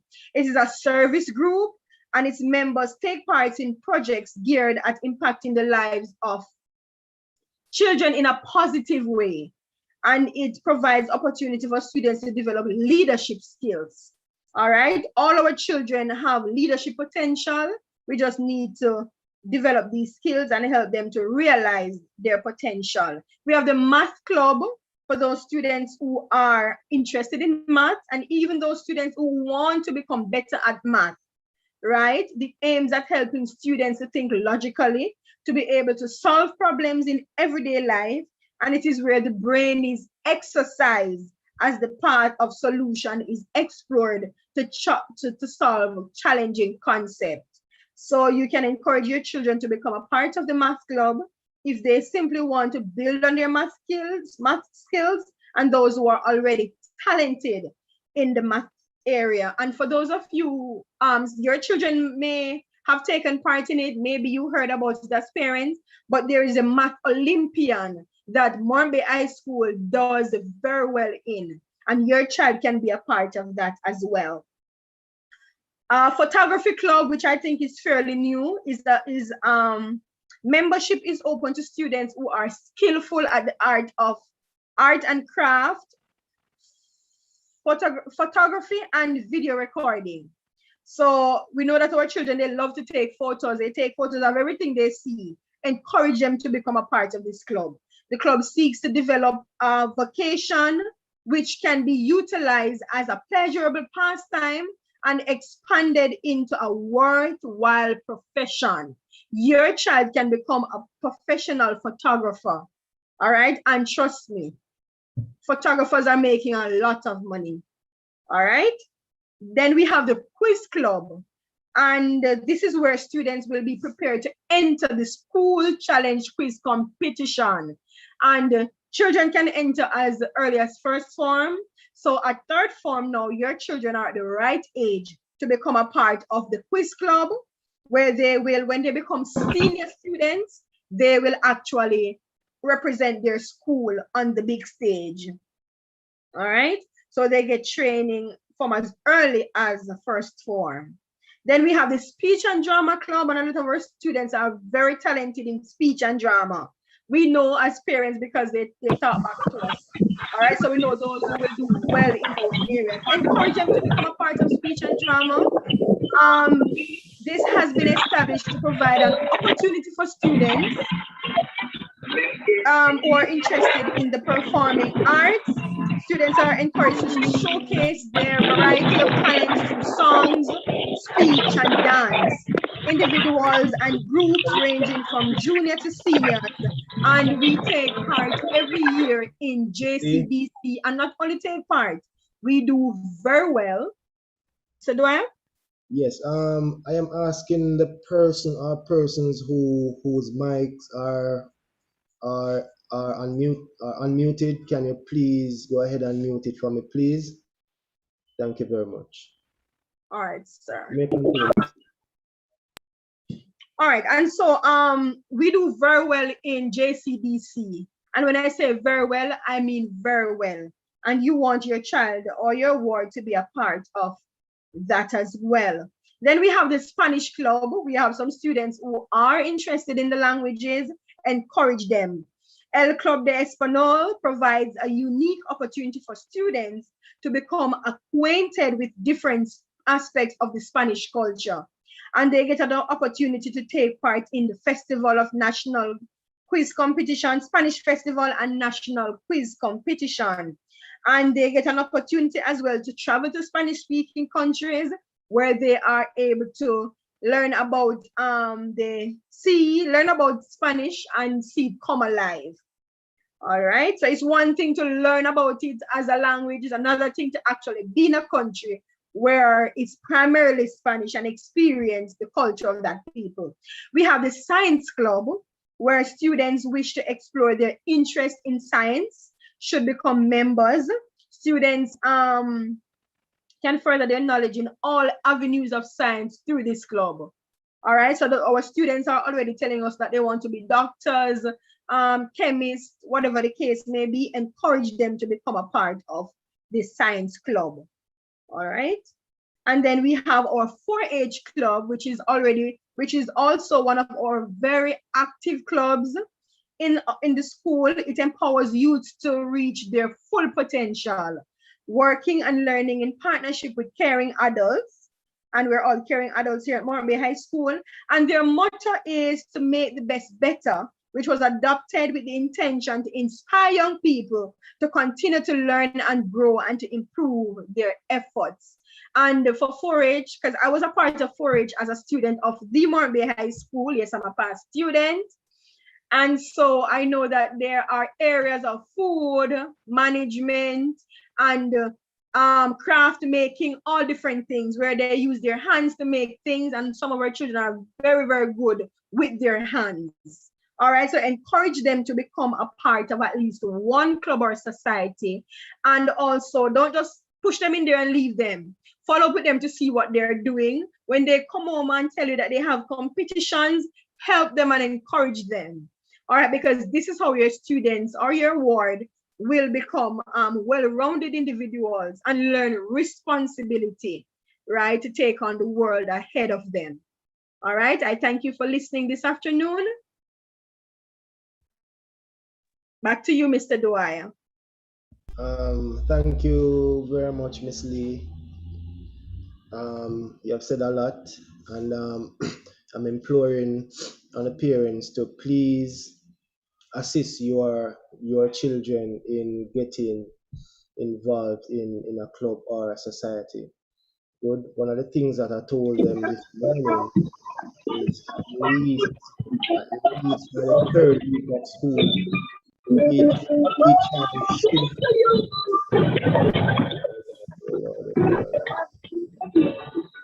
Can the person whose mic is open, can you please mute it for me, please? It's Galaxy A31. Galaxy A31, please close your mic.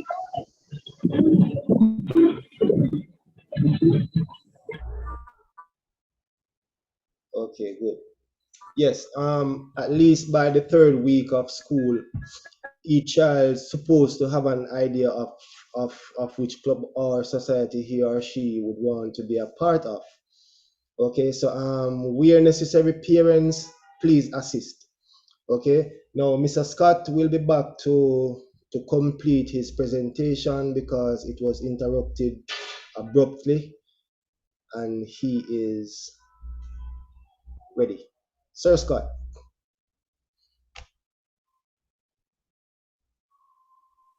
All right. Good evening again, everyone.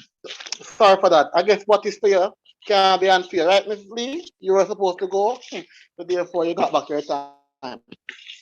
Okay, parents. So as I was, good evening again, everyone. As I was saying here before, that Mr. Dwyer asked me to speak about the system that we're using. So I'll just do a brief overview of the system so that we're all fair with it. So I want to,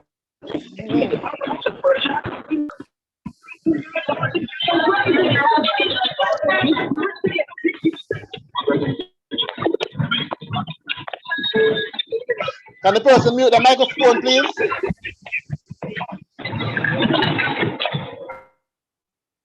All right, thank you. So as I was saying to you before, the system that the ministry is using, and it is something that we should know. Why? Because it is adopted in the high schools as well as the primary school. It is called the Google Classroom suite. And what we mean by this, by a suite, meaning that there are several apps, there are several applications in it that the child can use for their schooling. For example, if a child doesn't have a laptop or doesn't have a desktop computer, and the child wants to type something, the child can use his phone, what is called Google Doc, Google DOC. So that will be used for typing. You have Google Sheets, we have Google Slides, so presentation. They will have their Gmail, they'll have their Google Calendar to set time for them to submit work or whatever. I can remind them of that.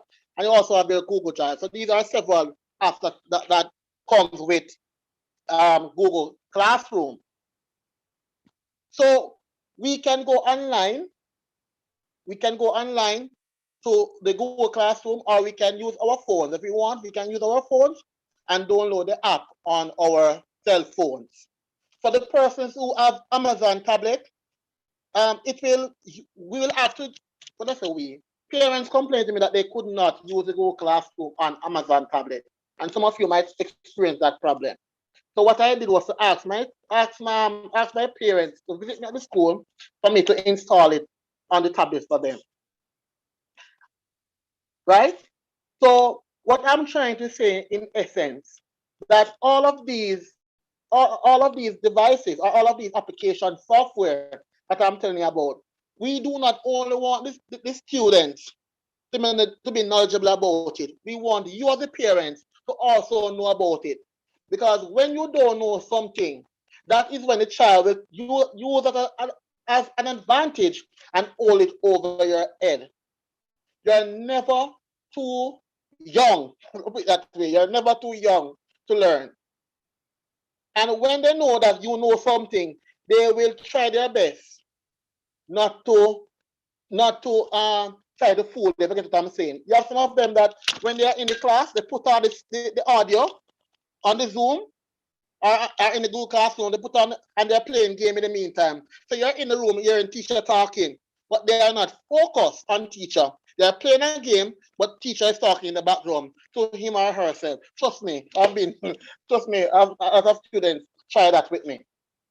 So parents, not because they hear a teacher talking and so forth, they say, wow, my son is learning. Actually go and look, sneak and look on the screen to see what they are doing. When the teacher give the student a work, the teacher normally give feedback, just like a normal text writing book that we normally sticky and sign for you to see when they come home. You can also go online in the Google Classroom to see what the teacher gave them and how well they did.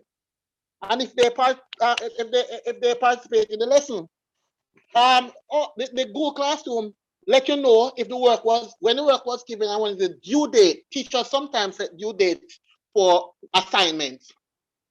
If the due date is set for Friday and the child submit it on Monday, it will say that the child submitted Saturday, Sunday, 2 days late.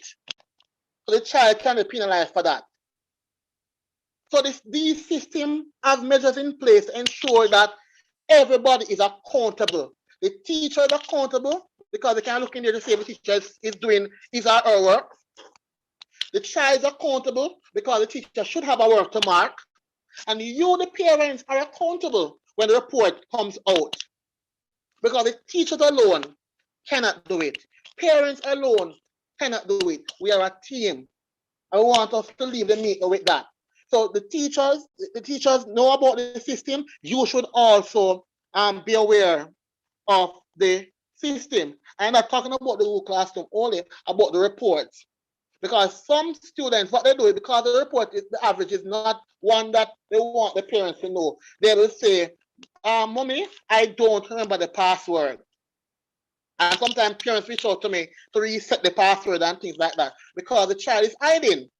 They don't want to go on the system to show you what grade they are getting. We cannot wait until report parents. We're checking on the child. The Google Classroom is a system that we can check every single day. Don't let them know that you have a period. Do not sit and say, all right, every Wednesday I'm going to check it. Because they will figure that out. Just go and say, let me see what, log me in, let me see what is happening. And sometimes they might log you in to the favorite subject. So the person is good in maths, they show you the maths, but English is weak, so they don't show you the English. So I want you to be able to maneuver the system, know how to go on maths, know how to go on English, so that you yourself can check with them. This is a critical time for them. They're going to do a lot more subjects. So therefore, parents have to spend some more time with your children. And I don't know if it's suitable to say, but it's true. We as teachers as well have our child at home, and we have to ensure that our children, our child at home is getting the attention. It goes all across the board. It is your seed. You're the one who is supposed to water it. You're the one who's supposed to care it. While the teachers and the school do what they can to ensure that we have a beautiful flower at the end of the child's school life. Let me point out by saying too, right now I am using my phone to be a part of this meeting. I'm having problems with Flow. Flow is supposed to come and fix my internet at home. I don't have internet at home, so I'm using my data. Why am I sharing this with you? Because what I want you to know is that I have a desktop, and a desktop means that it's the old system. I don't have a laptop, so I have a desktop that is a computer system and a monitor, a mouse, and a keyboard, all of them scattered on a table. That is the big one I'm talking about, the old time one. So what I do, when I have work to do, I will have to type it on the desktop, connect my phone to my PC, connect my phone using my cable, the charger, put the USB, take it to the charger end, put it in my PC, send the work on my type from the computer to my phone, and then submit it on the Google Classroom on my phone. It's saved data. I know that some of you guys hotspot and things like that, but that takes up data. So in order for us to save data, I don't use data, and my desktop can't hotspot either. My desktop can't hotspot. It doesn't have that Wi-Fi feature. So what I have to do is connect my USB to my computer, save it on the phone. When you save on the phone, I locate it and upload it to the Google Classroom for the students to have the work to do and things like that. We have to look at ways for the students to do the work. We cannot be saying we don't have this, we don't have that. If we watch profile, most of the persons are saying that I did not have that, I have to do without this, and some of you parents in this meeting know what it's like to sacrifice because you want your child to become better than you. You want them to become better. You want them to have the opportunity that you did not have. So playing this role is very, very vital. Let me just close by saying that using our device and being an IT teacher myself, is what is called ergonomics. Ergonomics is the safety of using our office equipment. So therefore, allow them some breaks. When it's not class, when it's lunchtime or break time, don't allow them to play games, continue to play games on the phone. Break time and lunchtime is time for them to refresh themselves and get ready. Why? Because the device can damage the eye. If you realize that your child is training, your child, I'm not just training me, I don't mean like they have overweight, meaning that they're unable to see properly like myself. Check it out, please. Get glasses for them. Because the more they're using devices without the glasses, they're doing more damage to their own body.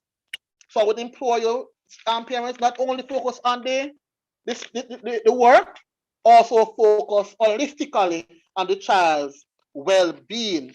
For DGCL has a plan that is called a 3-day education plan. And that is a plan that they can use anything that is related educationally on the plan and go on DGCL for 3 days. And it costs $110. Costs $110. Parents, your child is like money that you're investing at Mark Bay High School Bank. When you send your child that $100 and that child come back and give you $50, you are going to cuss and say, why did I do that? But you have done you have started the journey by sending your child to one of the best banks in Jamaica that will give you a good return. But you also, parents, have to play your part. So I'm going to start a training, send on to a training, so that parents who wish to be a part of it, I will show you how to use it, because I want this year group to be one that is computer literate and is able to help your own child or children. Thank you, Mr. Dwyer.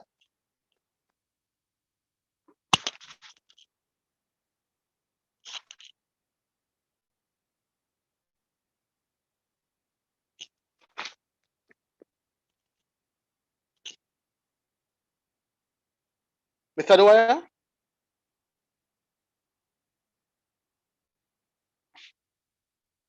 Ms. King? Yes, I am here. I'm not seeing Mr. Dwyer, but well said, Sir Scott. You really raised a lot of potent points there, and I'm sure that the parents are listening. I'm seeing Mr. Dwyer now. He's back in the meeting, and so Mr. Dwyer, I now hand over to you.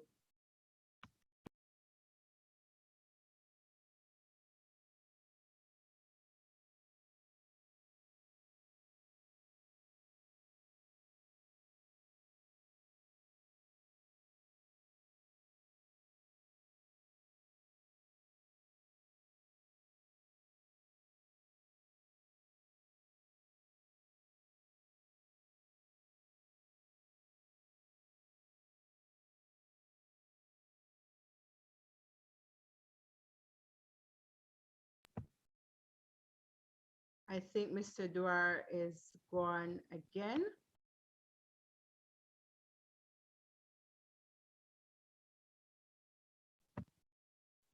Mr. Logan, can you just project the agenda, please? Project the agenda so I may see how we proceed from here.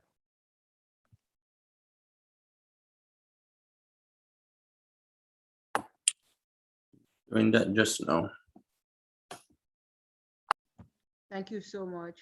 As we wait on that projection from Mr. Dwyer, I just want to echo some of the points that were shared by Mr. Scott and Mr. Dwyer and all the other speakers who spoke earlier, that we are indeed a family here. We're here to support you. If it is that you're having challenges, please, parents, reach out to us. I must say too, that looking at the numbers, that I'm a little bit disappointed. Well, I'm disappointed that we do not have more parents sharing in this parent consultation session now. I know it's a little bit late, it's 15 minutes to 6, and we only have 50 parents of the 219 students that are in third form. It's really disappointing, but I'm optimistic and hopeful that for our next parent sessions that we will have more parents logging in and being active participants in our sessions. We alluded earlier in this meeting that at third form, your child is going to need your support more than ever. Yes, you've been supporting them at first form, at second form, but this year at third form, it's the deciding year. It is a deciding year. You need to hold their hands more than you've ever held their hands before. And I want to also echo the point that Mr. Scott raised in terms of persons who are well established, persons who are successful. They too came from a position where they think that they could not make it. Again, parents, we are here for you. If you are having challenges, let us know. If you are having internet issues, let us know. If you're having device issues, let us know. But this partnership means that we are here as a team. So we will do our part. We will take our responsibility as a school, as teachers, but also parents. We need you to also take your responsibility. And one of that responsibility, I know I'm preaching to the choir this afternoon because you are here, but for other parents who are not here, we really would have hoped that they would be here, because we don't want it to be said that they are not in the know. We don't want it to be said that they had questions, had issues, had concerns, and that their queries were not answered. We cannot solve the problems if we do not know what is happening. So let us start the year knowing that communication, collaboration, partnership is some of the key words or core words that we're going to be focusing on through the year. And I know that as a team, we will get through this. As a team, your students will do well. I'm looking forward to the session that Mr. Scott is going to be doing with the parents to enable you to have access to the Google Classrooms, for you to know how to manipulate the Google Classroom and My School Jamaica, so that you can have an intimate feel as to how the system works, because we do understand that some of these students trick we and they tell us what we need to hear. But when you are in the know at any time, in the comfort of your bedroom, in the comfort of your kitchen, at work, you can go onto the system and you can find out what is happening. Gone are the days where you have to drive up to Highbury or drive to the school to check in on your student. You can check in from anywhere at any time. And now at this critical point, we're going to be giving you the opportunity to check in whenever you want to check in. I look forward to partnership, parents, and I look forward to serving you this year, 2021 to 2022. I'm seeing Mr. Dwyer, so I'm going to be handing over to you now, Sir Donald Dwyer.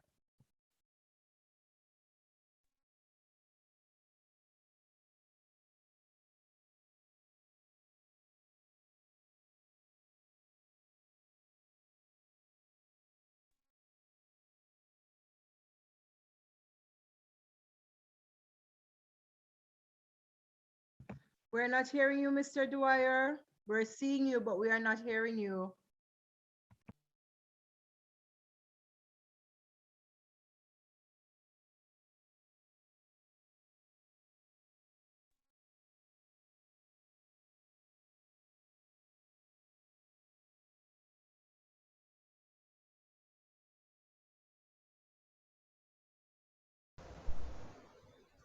Hello. Hearing you now. Yeah, yeah, you know. Okay, beautiful. Okay, so we are moving along. At this time, we will have Miss Finley coming to us to speak on attendance and punctuality. Miss Finley.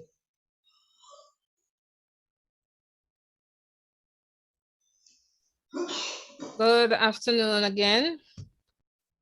Okay, I'm going to be covering two key points that we want to be mindful of throughout the school year: punctuality and attendance. Bear in mind that both of these key, and I must apologize for my camera, it's really acting up, so I'm going to just present as is. Both of these key areas are not just important because they will appear on the report, but also because it is a vital part of ensuring the success of our students. As we spoke to them this morning, we mentioned that they would have accomplished quite a bit going through the first and the second leg of their high school experience. Being on the third leg, that they still have much to do, that in third form, it's really a challenging time. We find that they are doing a lot more subjects. There will be subjects that they're just going to be exposed to. It is a point at which we are going to be asking them to think deeply, to think about what career they would want to pursue and to start aligning their studies to said career. Therefore, we want them to develop a certain level of discipline, and attached to that is attendance and punctuality. And this will fostering this in third form and developing this in them will help them through fourth form, fifth form, sixth form as they journey academically, going into university, even into their professional lives, their social lives, their personal lives. So it is not something that is just for school, it is something that is for life. And wanting them to develop holistically, we are going to be focusing on these two elements to help them to acquire these lifelong skills that they are going to need. As it relates to attendance, this is a daily requirement. Well, Monday to Friday, and the students are now using the online platform, which we know has its challenge. But these challenges can be overcome, all right? By nature of being virtual, internet issues we cannot escape from it, and it's often a valid excuse. But we don't want it to be overused, all right? We want definite, purposeful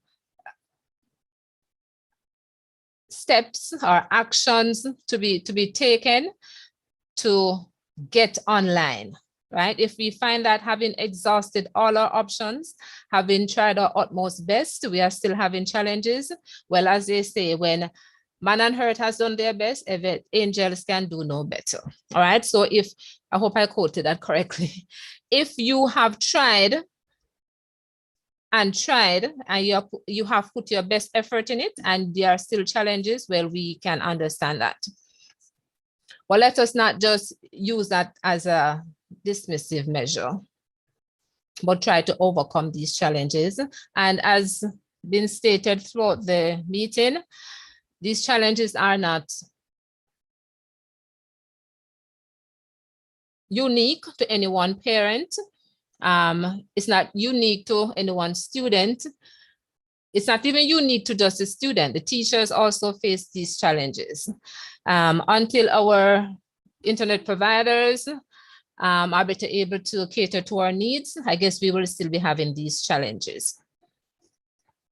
For those of us who access the internet via Wi-Fi, and we are able to get this service, be thankful.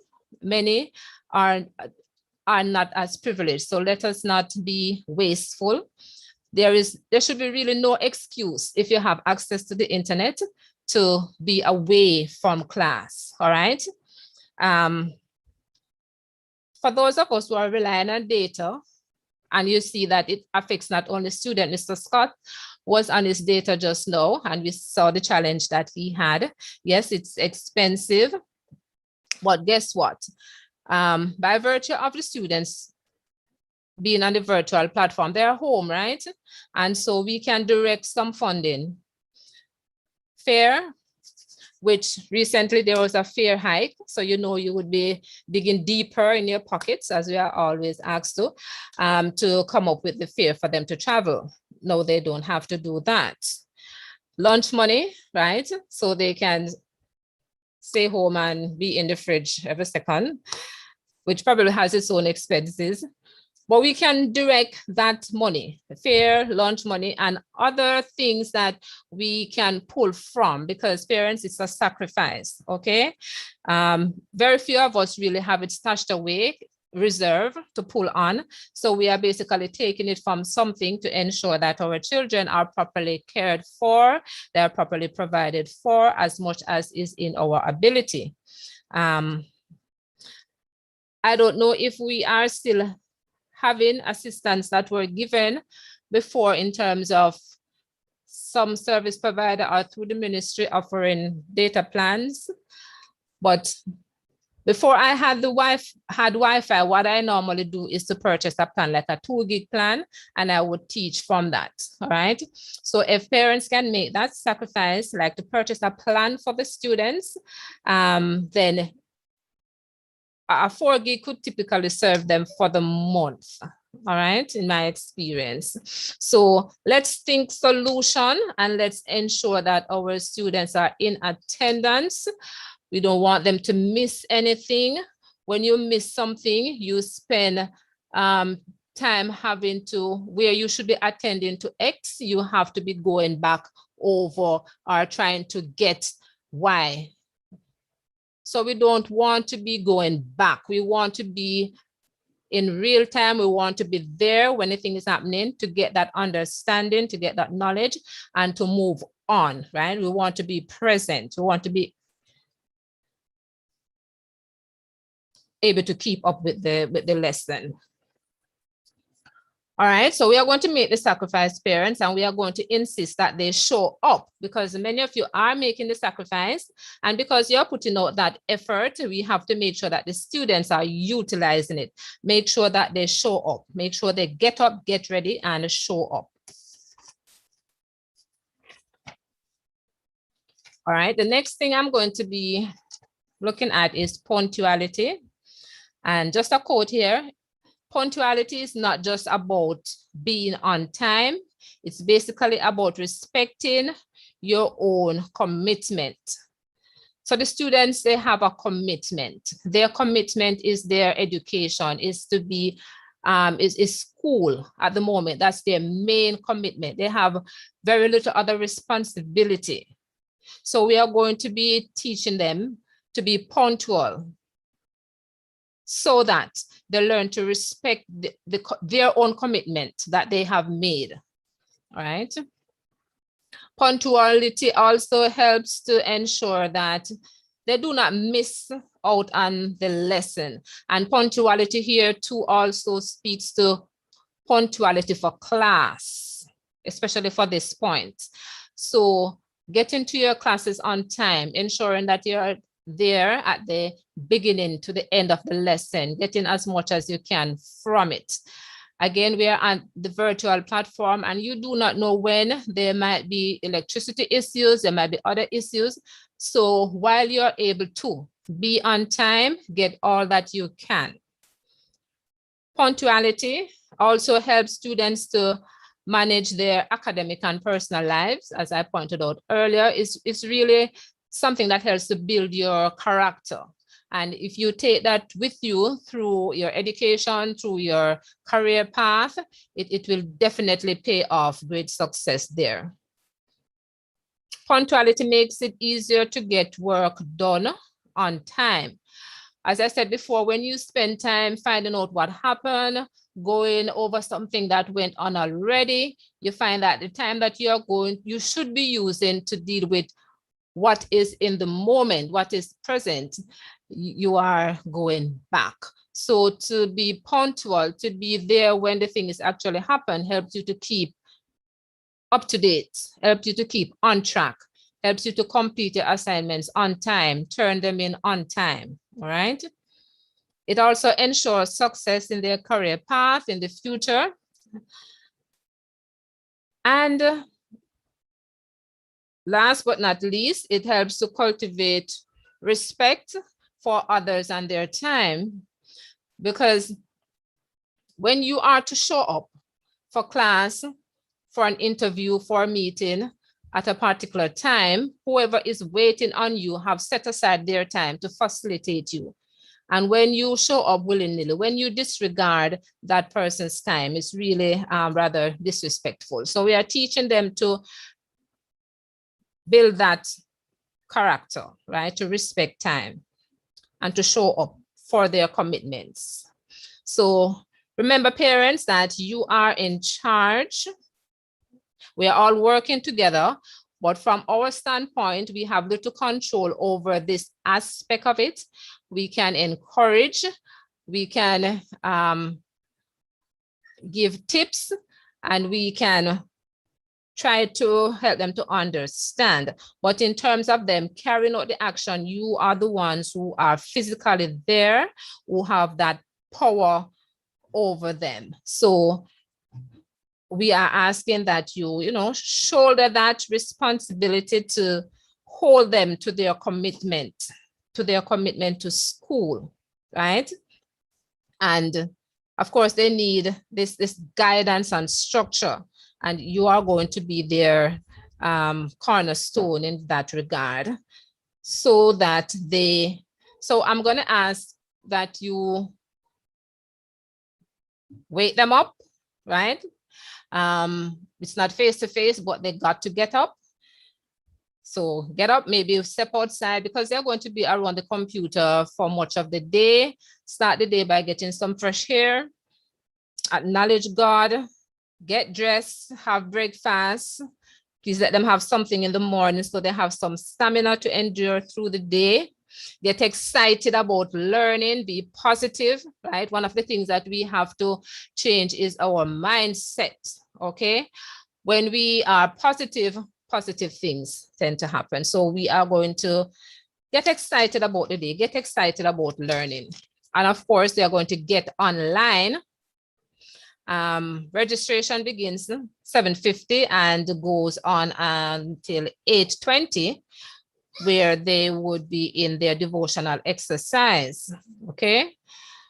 And encourage them to get up, do these things, follow this routine, and take on the rest of the day with purpose and determination, so that at the end of their third form experience, they would have mastered their ability to be punctual, and they would have a good attendance record for their classes and for the school attendance in general. So that's it on punctuality and attendance. I now hand over to Mr. Dwyer.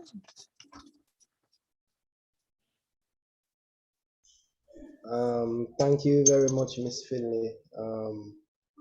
I think you have covered a whole lot there. Just that I want to add to that is, parents, please impress upon your children, your child, to do some physical activities. I have seen a few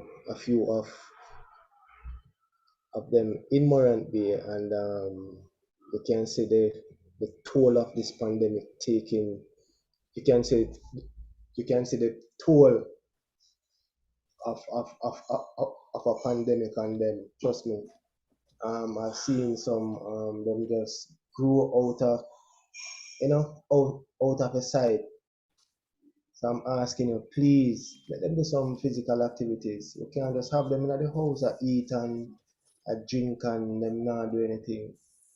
No man, let them do some physical activities. And if you can feel free to call upon me to write a program for them, I will do such. Okay, now at this time I am going to be looking on two things, option sheet, and I am going to have a little dig at our students' performance over the last exam, over the end of year exam. Now I am going to start with the just concluded exams, and I'm seeing where the performance in general wasn't pleasing. We had some persons doing exceptionally well, but for me, I think far too many students are being lagging in the middle, in the 50s, 60s, and 40s. Good. Of concern, we also have a lot of students languishing below the 40%, and these are worrying trends. Now we have a total of 209 students. Well, we had a total of 209 students in second form, right? Of that total, 18 Yes, 18 made the honor roll. Only 18 made the honor roll. And out of that 18, it is mainly dominated by females. So our boys are found wanting once again. The females are outperforming us by a mile.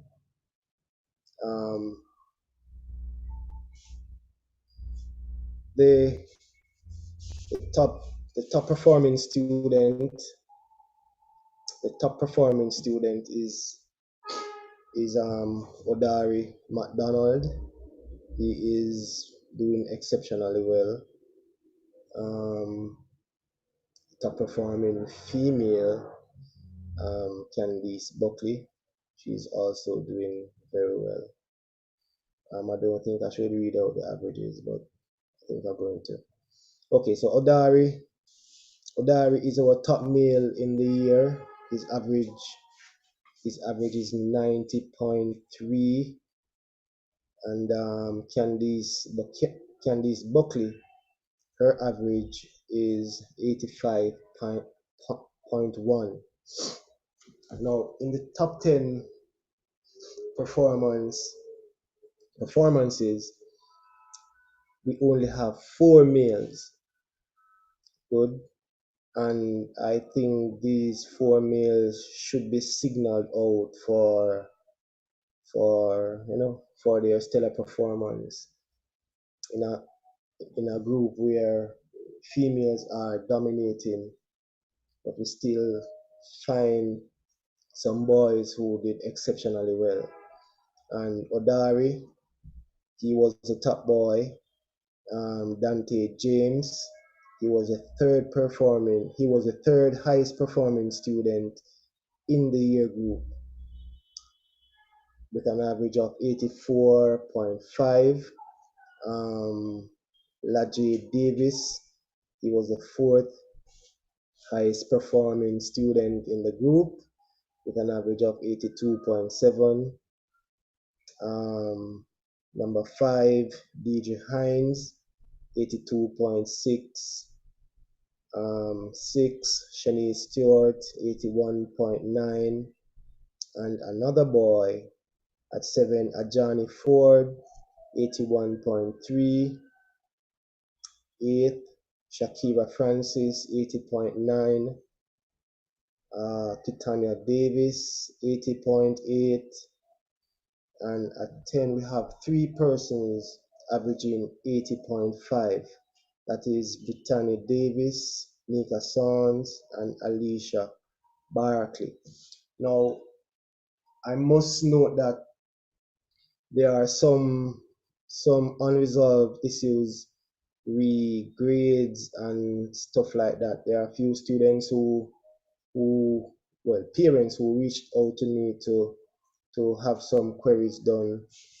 I can tell you it was somewhat difficult to reach some of the teachers over the holiday period, but we are back in school now, so it will be much easier to have those issues rectified. Good. So some of the averages I just read out are subject to change, but just bear with us for now. And I am going to make a pledge for all of the outstanding queries to be finalized by at least next week, Wednesday. Okay, parents? Good.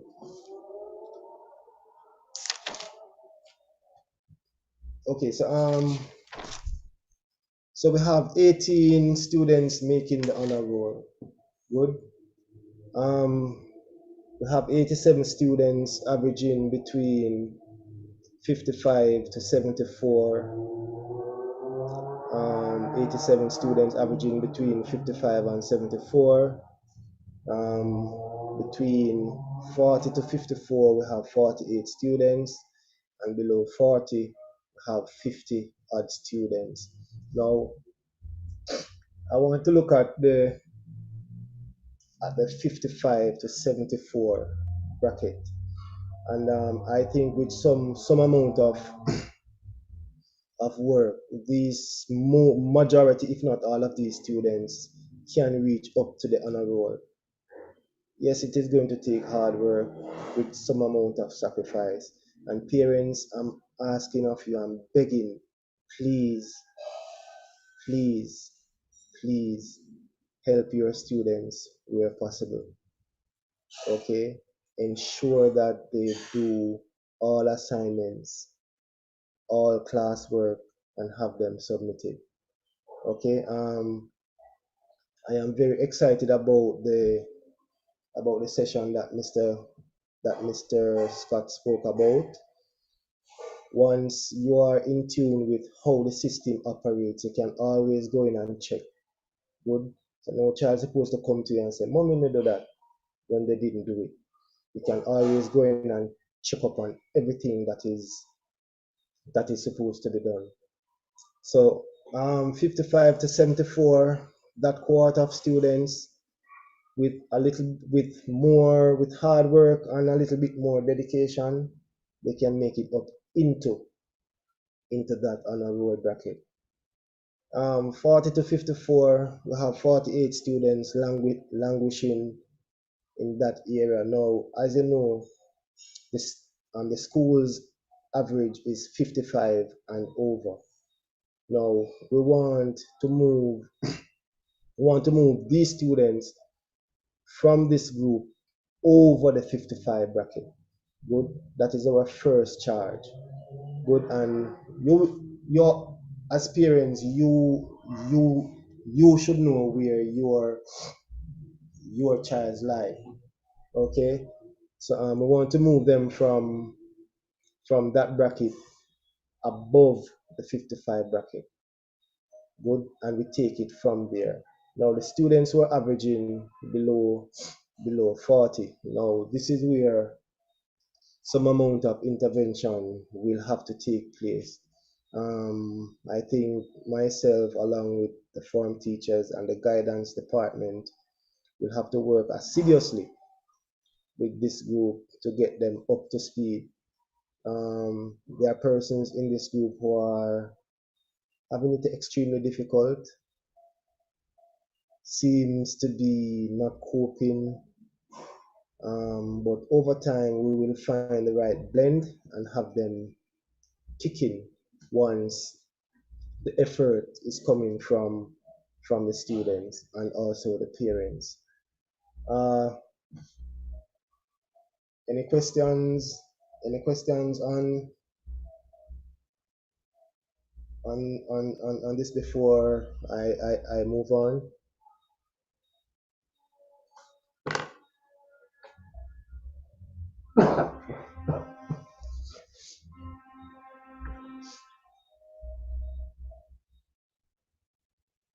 Let me check the chat.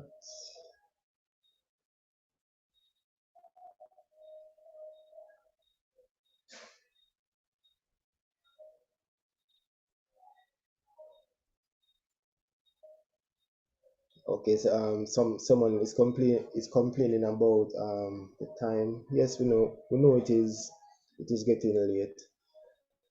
And please be reminded that this is our second meeting for the day. Okay, this is something that has to be done. So please just bear with us. So we hope to get all of these students up to speed, and these students in the top 10, we hope to give them some challenge. We want to give them some challenge because have these kind of challenges, it will only push persons to work much harder. Good. So we want them to get some challenge. We want them to get some challenge.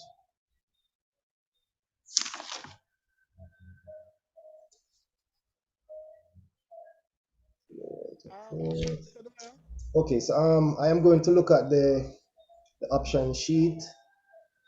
I don't know if everyone on here would know of what the option sheet is or what it entails. So the option sheet is a document that you select a career a career along with a second option. For example, my first career choice is a doctor, good, and my second option is a physiotherapist. Okay, so on that sheet you will have those two stated along with all the subjects that will that that you that along with all the subjects that you will need in order to gain such a career. Now it is not that simple because students will have to be performing in those particular subjects in order to get those subjects at CSEC. And it is always advisable for students to work hard in all subject areas. Yes, please research your please research the career choices, and parents, I impress upon you to assist in that process. Okay, so don't just let your child tell you that they want to become X or Y because his or her friend is doing that. Sit with them, discuss with them, um, feel them out, uh, show them the right from the wrong, uh, and the the different options, the different career choices will enable parents to also have dialogue with teachers, because guidance will also come from the teachers also. And don't be afraid to seek guidance from the teachers. When that time comes around, we will have some more fulsome discussion on such. And you can always feel free to ask questions. The forum teachers are willing to lend their assistance, the vice principals, myself, and also the guidance department. Is there any questions?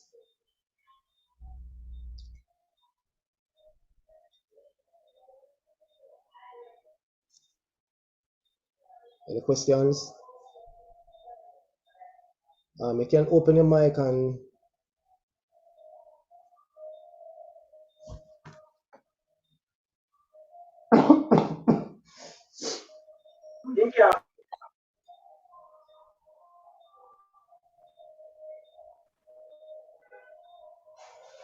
Is that the way? yes, Mr. Scott. There was two questions in the chat, but Miss King answered one, so I don't know um if anybody else who is not aware of it. A parent asked, what is the average? What is the average for the honor roll? So Miss King told her Miss King told her 75 and For the honor roll? and above. Yes, Miss King answered it. So I just let everybody know. Yeah, man. So in order to get on the honor roll, you will have to get an average 75 and above. Okay, so I think that is where every student's focus should be at this time, seeing that the school year is just about to begin. That is where all focus should be, both parents and students. Any more questions, Mr. Scott?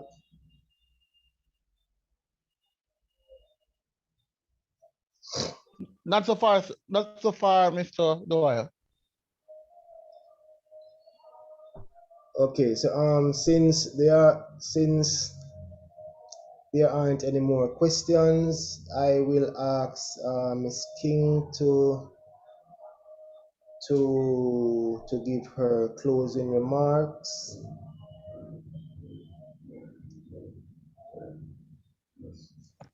right, thank you. Thank you so much, Mr.